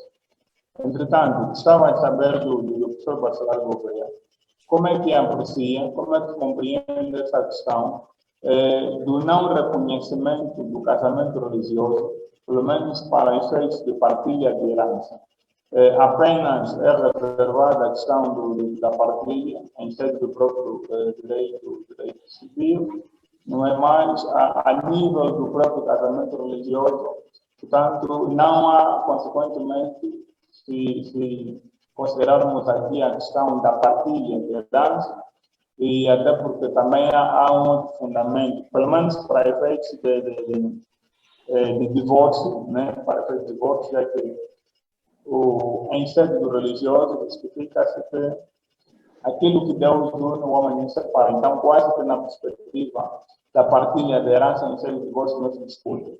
Mas eu queria referir-me na questão de morte, né, de um dos cônjuges, e nos deparamos sempre com o fato de muitas vezes o casal apenas contraiu o casamento religioso e não o casamento civil. Depois aqui, tanto algumas questões que também se levantam. Uma outra questão tem que ver exatamente com o plano de tratamento igualitário das religiões, que o doutor Bacelar também não gostou de fazer. Entretanto, nós ficamos com a percepção, e eventualmente seja uma percepção quase que generalizada, em que, apesar de haver a tal laicidade dos Estados, em que há essa separação de Estado e esfera na atividade religiosa, mas nós ficamos com a percepção de que praticamente só os feriados religiosos são considerados apenas da Igreja Católica ou da religião católica. E é assim praticamente em muitas latitudes, né? Já que estamos a falar que existe um tratamento igualitário do ponto de vista do reconhecimento das diversas religiões ou confissões, mas a verdade é que nos deparamos com uma situação de que há um certo privilégio do ponto de vista de reconhecimento dos seus feriados religiosos, a Igreja Católica em detrimento das demais religiões. Bem, eu penso que são essencialmente essas duas questões que tínhamos a colocar Eu agradeço ao Jair. O Jair tem participado neste curso avançado de Direito Constitucional e fico feliz porque hoje o som está perfeito. Ontem o Jair não pôde falar, teve dificuldade, mas agora está a funcionar muito bem. Eu vou já responder à segunda pergunta, que é uma pergunta complexa. Porquê que é complexa? É verdade que aquilo que diz, eu aceito isso, aliás, eu sou católico, portanto, não é mistério para ninguém. Não tenho que revelar, mas eu julgo que é necessário, é necessário que o facto dos feriados católicos e cristãos em geral sendo reconhecidos não impedirem o reconhecimento de feriados de outras confissões religiosas. Aliás, eu quando vivia em Moçambique, entre 93 e 95, até assisti na altura, lá professor, a uma polémica que dizia respeito à criação dos feriados islâmicos. Na altura era Presidente da República o Presidente Joaquim Chissano, e isso deu um grande sururu. A lei acabou por não ser aprovada, por não ser promulgada, foi aprovada só pela Assembleia da República. Eram os feriados islâmicos, portanto, digamos, a acrescer àqueles feriados que eram cristãos, católicos. Mas eu acho que o Estado deve estabelecer feriados também para as outras religiões. Aliás, no caso de Moçambique, no tempo da Primeira República, atenção, o Natal não era o nascimento de Jesus Cristo, era o Dia da Família. Portanto, porque a Primeira República desvitalizou os feriados católicos, transformando-os em feriados laicos. É preciso, pelo menos o Natal não era considerado Natal. Natal significa nascimento de Jesus Cristo, era o Dia da Família. Depois isso acabou, mas esses feriados conservaram-se. Agora, não vejo nenhum inconveniente em que possa haver outros feriados de outras convenções religiosas. Agora, mas qual é depois o problema prático? O problema prático é que isto vai multiplicar os feriados e a atividade económica vai ressentir-se, e depois vai haver ainda outra coisa mais complicada, que é as pessoas terem que declarar a sua própria religião para poderem beneficiar desses feriados. Enquanto que, como está, o domingo é o dia de descanso semanal ou os feriados que existem, não é verdade? Mas ninguém é perguntado sobre a sua religião para poder exercer, para poder gozar daquele feriado. Agora, se multiplicar os feriados em função das convenções religiosas, é preciso que cada um diga, olha, que tu queres ter o feriado à sexta-feira por causa desta festa religiosa muçulmana, o Eid, por exemplo, salvo erro, ou os judeus, nas festas que têm, que eu não conheço em pormenor, não me levem mal, as pessoas têm que se declarar que são daquela convenção religiosa. Isto depois vai dar aqui um problema porque têm que se revelar, não é? Têm que dizer o que é que são, quando precisamente a verdade religiosa implica que não têm nenhum dever de se identificar na sua pertença à sua própria religião. E isto também é outro, quer dizer, além do problema subjacente, que é um problema empresarial, económico empresarial, de não multiplicar as faltas ao trabalho, há também um problema depois também de operacionalização digamos, de ferir a própria privacidade dessa mesma pertença religiosa.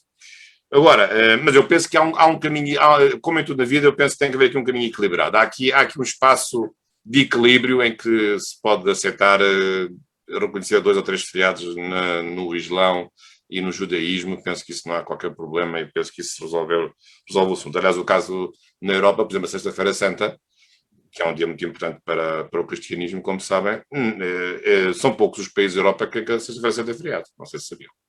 Pouquíssimos. Portugal é dos poucos. E, portanto, as coisas também têm outro tipo de dimensão. Agora, em relação à primeira pergunta, o que é que eu queria aqui também dizer? Se bem se percebi a pergunta. Há uma coisa curiosa que às vezes as pessoas esquecem. O casamento religioso não tem, pelo menos o católico, que é o que eu conheço melhor, não tem qualquer dimensão patrimonial. O casamento religioso não tem a dimensão patrimonial. Não tem nada a ver com bens. Os bens estão fora do negócio. O casamento religioso é apenas o estabelecimento de um sacramento com deveres de natureza pessoal. Mais nada. Não tem nada a ver com dinheiro. Um casamento religioso não tem nada a ver com dinheiro. Agora, claro que, evidentemente, que é preciso dinheiro porque há uma mudança de Estado civil e o que tem acontecido é depois o reflexo na vida civil, sobretudo patrimonial, da união que se estabelece ao nível de um casamento religioso. Agora, referiu-se ao facto de haver um casamento religioso, mas depois, do ponto de vista civil, não haver esse mesmo reconhecimento. Agora, isso depende dos sistemas.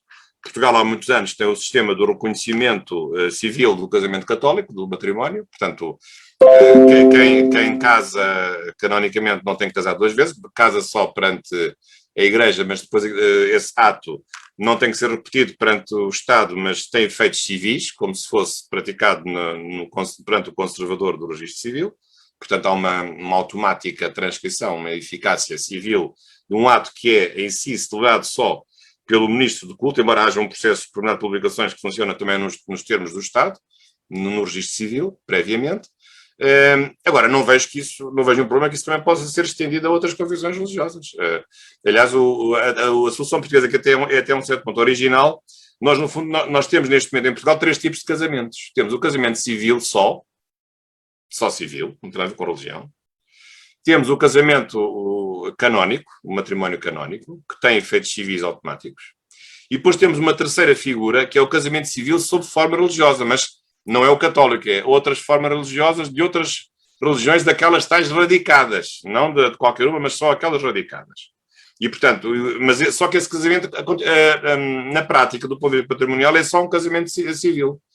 Digamos, pode funcionar como casamento religioso se tiver uma dimensão religiosa aceita e sacramental, jogo que os protestantes não... Para os protestantes o casamento não é um sacramento, se for o caso, ou se for outra religião, mas pelo menos a pessoa há uma cerimónia que é religiosa e é protagonizada por um ministro do culto da sua religião, mas na verdade aquilo funciona a mesma como um casamento civil, só que em vez de ser o ministro, em vez de ser um funcionário do registro civil a celebrar o casamento, é o ministro de culto. Portanto, é um 2 em 1 admirável que é diferente quer do matrimónio canónico, quer do casamento civil, por isso simplesmente não tem qualquer dimensão religiosa. Portanto, agora, aquilo que me diz, nos países em que não há o reconhecimento automático de um casamento religioso, isso é sobretudo os países católicos, havia, como sabem, nas antigas colónias, e julgo que no Brasil também, não sei, eu penso também que havia, realmente isso, e deixando de haver, o que acontece muitas vezes, muitos certamente que estão aqui, de Angola e Moçambique, que já casaram e sabem como é, que a pessoa faz as duas cerimónias. Portanto, faz primeiro uma cerimónia civil e depois faz a cerimónia religiosa. Mas a questão dos bens, os nubentes têm que ter muito cuidado, porque não é a questão religiosa que vai tratar dos bens. A questão religiosa a questão dos bens trata-se no casamento civil, não é na questão do casamento religioso. Depois há outro problema também em Moçambique e em Angola. Em Angola não sei, em Moçambique não é problema, não. Uma particularidade que é o casamento tradicional, que também está previsto na legislação, no Código, na Lei da Família de Moçambique, que também pode ter mesmo efeitos civis, como o casamento também religioso, efeitos civis, que é outra questão diferente. E depois há outra questão mais complicada, que é do casamento muçulmano ser aceito como tal, para efeitos civis, mas sendo certo que o direito civil, nos nossos países, apenas encara um casamento, digamos, de um com uma, ou no caso português também já de um com um ou de uma com uma. Mas isso já são desenvolvimentos mais recentes. Muito bem. Então, António, temos aqui mais 2 pedidos, temos que acelerar, do Mário.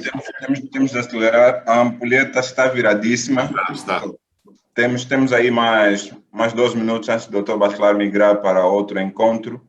Eu vou pedir aos intervenientes que sejam telegráficos nas suas questões. Fiquem à vontade. Há aqui o Mário, não é? E o Lucas.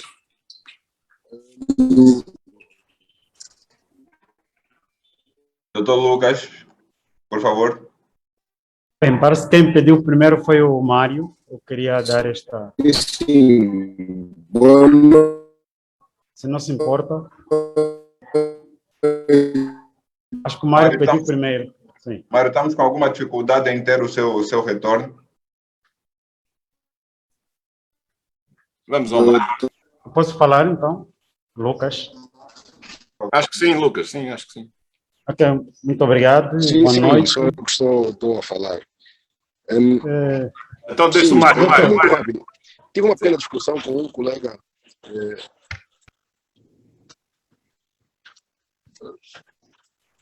Sim, consegue ouvir? Conseguimos sim, Mário. Pois.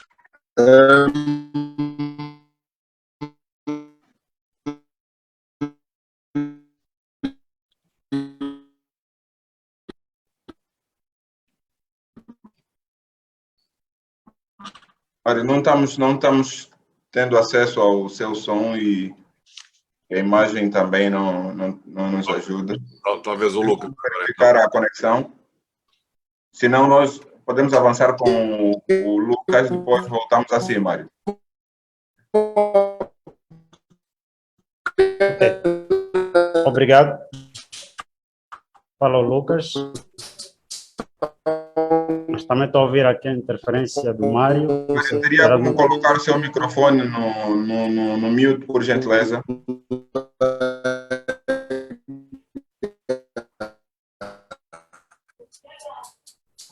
Bem, o professor, se consegue me perceber. Pode continuar, Lucas. Sim. Eu, na verdade, queria me referir à primeira questão colocada Direito pelo religioso e o Jair. Estado laico, em que ele dizia que o dever de prestar Estado laico, que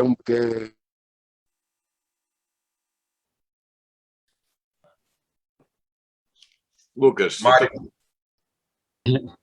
É que acho Mário. que o Mário não está a ter retorno, também está a interferir na conversa. Lucas, pode prosseguir. Está bem, muito obrigado.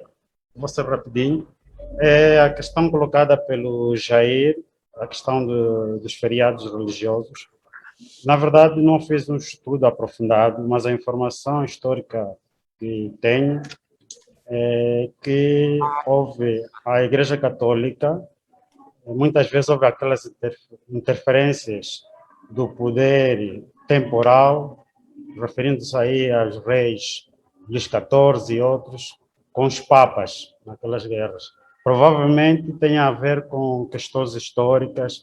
Por muito tempo a religião católica, acredito que também passou, diria assim, talvez teria a forçar esta informação, passou a ser uma religião de Estado, razão pela qual acredito que terá influenciado nos feriados dos países nacionais. Por muito tempo, por exemplo, aqui em Angola, a Igreja Católica, e acho que acredito que ainda seja a igreja com maior número de fiéis.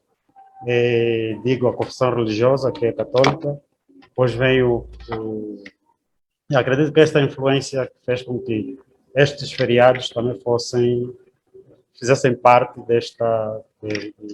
país ou dos países. É uma sugestão, é uma opinião que eu digo opinião porque é uma informação que eu tenho histórica que precisa de ser aprofundada. Acredito que o doutor Gouveia melhor sabe, e por causa dessas influências do poder religioso e influência do poder temporal. Muito obrigado. Na verdade, também cheguei tarde, gostaria de aprender muito mais, mas acredito que, tal como o moderador convidou-nos, acho que haverá aí uma formação. Faremos os possíveis de participar. Muito obrigado. Eu já agora, permito-me só aqui de novo, eu vou deixar-vos aqui o cartaz, aqui no bate-papo, podem agora abrir o bate-papo, que tem aqui o cartaz dessa formação, que terá lugar no próximo mês de julho, de 12 a 16. Tem que se inscrever para o e-mail que lá está, e aliás, acho que até é bastante barato, não me levem mal, são 25 euros ou 50 para não estudantes, e acho que tem toda a possibilidade de participar. Portanto, é um curso de especialização em Direito, Religião e Sociedade, que no fundo vai abordar estes temas, talvez de uma forma mais organizada e mais desenvolvida, que eu, digamos, faço aqui, digamos, um aperitivo para esse curso. Em relação àquilo que diz, é isso, para sermos agora rápidos. De facto, há aqui um peso da história, isso é inegável, como em tudo na vida. Portanto, não é só Portugal com a colonização lusófona, mas também os outros países com as suas próprias religiões. E, portanto, acho que o facto do passado ter tido certas características não quer dizer que o futuro deva ser igual ao passado, e nós devemos corrigir. Assim como a escravatura também acabou, felizmente, ou como outras práticas também acabaram, acho que nós vamos aperfeiçoando, acredito no progresso, digamos, científico, no progresso moral, e, portanto, acho que as coisas devem ser corrigidas de acordo com aquilo que nós vamos pensando sobre os assuntos. Portanto, essa questão dos feriados é uma dessas questões. E penso que já tem havido, aliás, em Portugal, já agora não há muitas questões destas, mas recordo uma questão recente colocada no Tribunal Constitucional, em que, por exemplo, uma senhora procuradora do Ministério Público, julgo que adventista do sétimo dia, se recusou a trabalhar ao sábado. Na altura, os órgãos dirigentes do Ministério Público recusaram a dispensa ao sábado. Julgo que para essa religião é imperioso não trabalhar ao sábado. E ela recorreu ao Tribunal Constitucional, portanto, foi sempre progressivamente negada essa possibilidade, e ela recorreu ao Tribunal Constitucional, e o Tribunal Constitucional deu-lhe razão. Portanto, teve que ser o Tribunal Constitucional a reconhecer a liberdade religiosa da senhora, e os tribunais administrativos, que pelo caminho a quem ela recorreu, ou tribunais comuns, agora não me recordo bem, penso que foram administrativos, negaram-lhe o direito de ela poder ter folga no sábado, e só o Tribunal Constitucional é que lhe deu razão. Portanto, foi um importante acórdão de reconhecimento da religiosa, neste caso, de uma confissão minoritária dos adventistas do sétimo dia. Então, um caso também interessante que gostaria aqui também de referir. Bom, vamos à última pergunta, então. Vamos à última pergunta, temos muito pouco tempo. Sim. Lucas. Quem gostaria de intervir?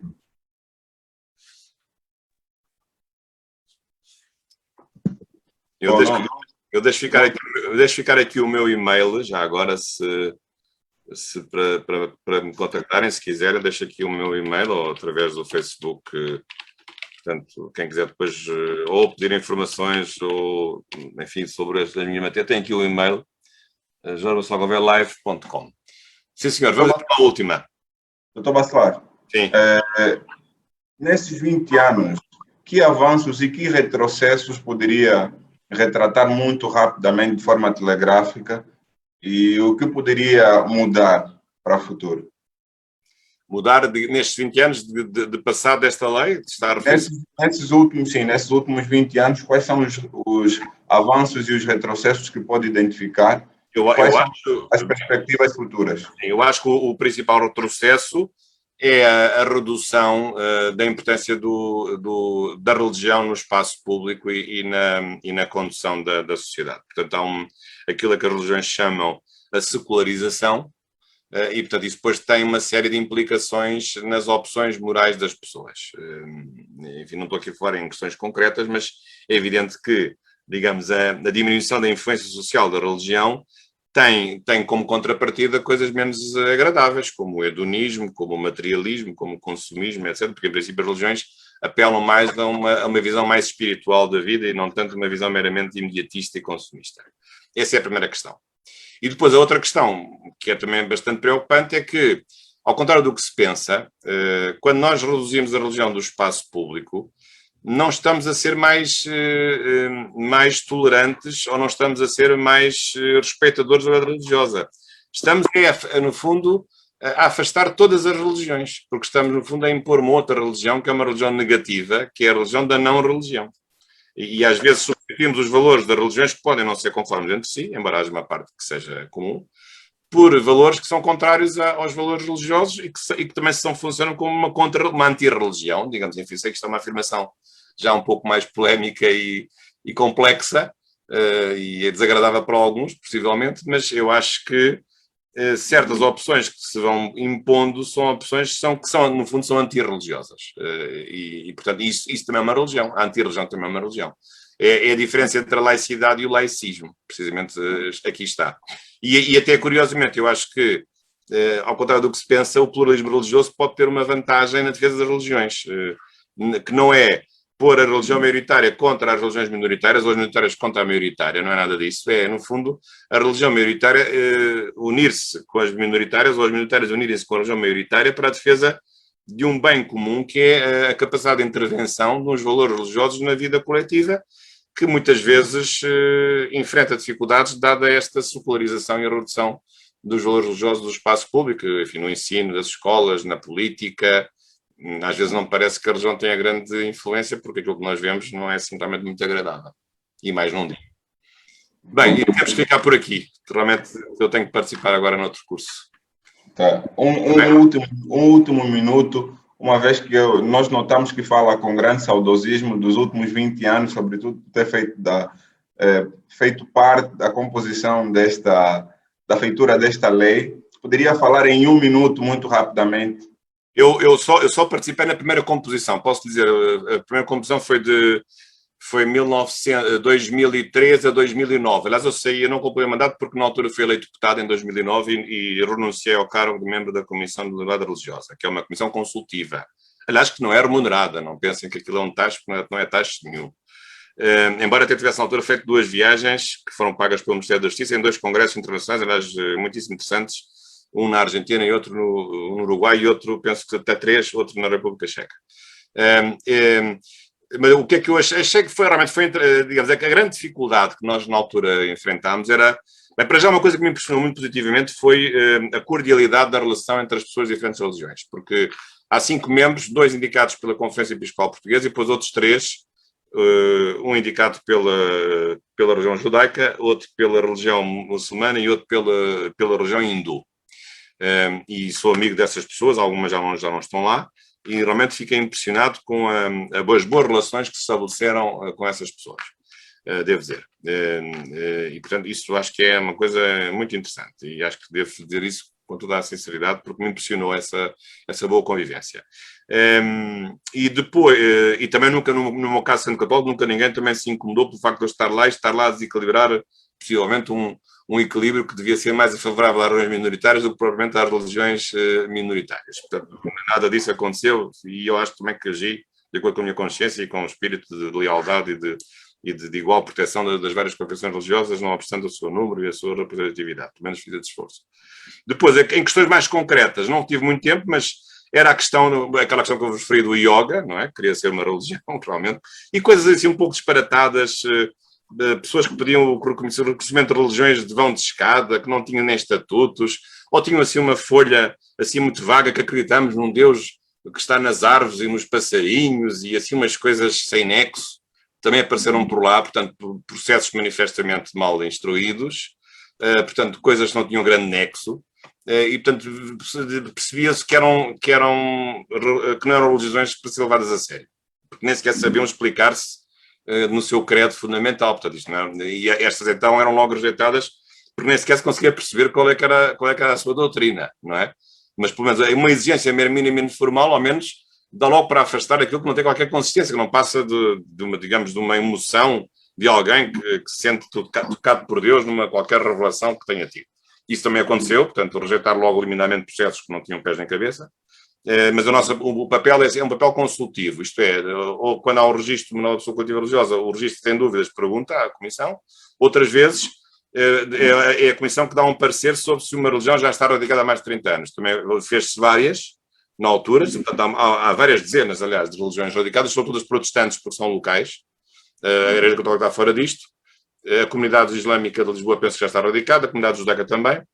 Várias religiões protestantes que são locais, são em cidades, não são, porque, digamos, as religiões protestantes não são internacionais nem nacionais, são regionais ou locais, são igrejas, digamos assim, e muitas já estão também radicadas. Já lembro que fui relator de vários desses processos. Mas depois também pode fazer estudos, pode fazer congressos, fizemos um congresso, tínhamos um prémio também, um prémio anual sobre a verdade religiosa, pedimos um estudo à Universidade Católica sobre a cartografia das religiões em Portugal, também fizemos esse estudo, enfim, nós não, mas diretamente através de um observatório. Fizemos várias coisas e o Dr. Mário Soares, como sabem, ainda no meu tempo, foi presidente dessa comissão. Primeiro foi o Dr. Menezes Pimentel, depois foi o Dr. Mário Soares, que ainda foi presidente durante 1 ou 2 anos. Na altura depois saiu, ele ficou mais um ano, depois também saiu e depois, entretanto, tem sido o doutor... Eu penso que o Dr. Vera Jardim tem sido, e é agora o atual presidente. E é importante porque ele foi o Ministro da Justiça na altura em que foi feita a Lei da Liberdade Religiosa. Muito bem, vamos terminar. Muito obrigado. Muito obrigado, Bacelar.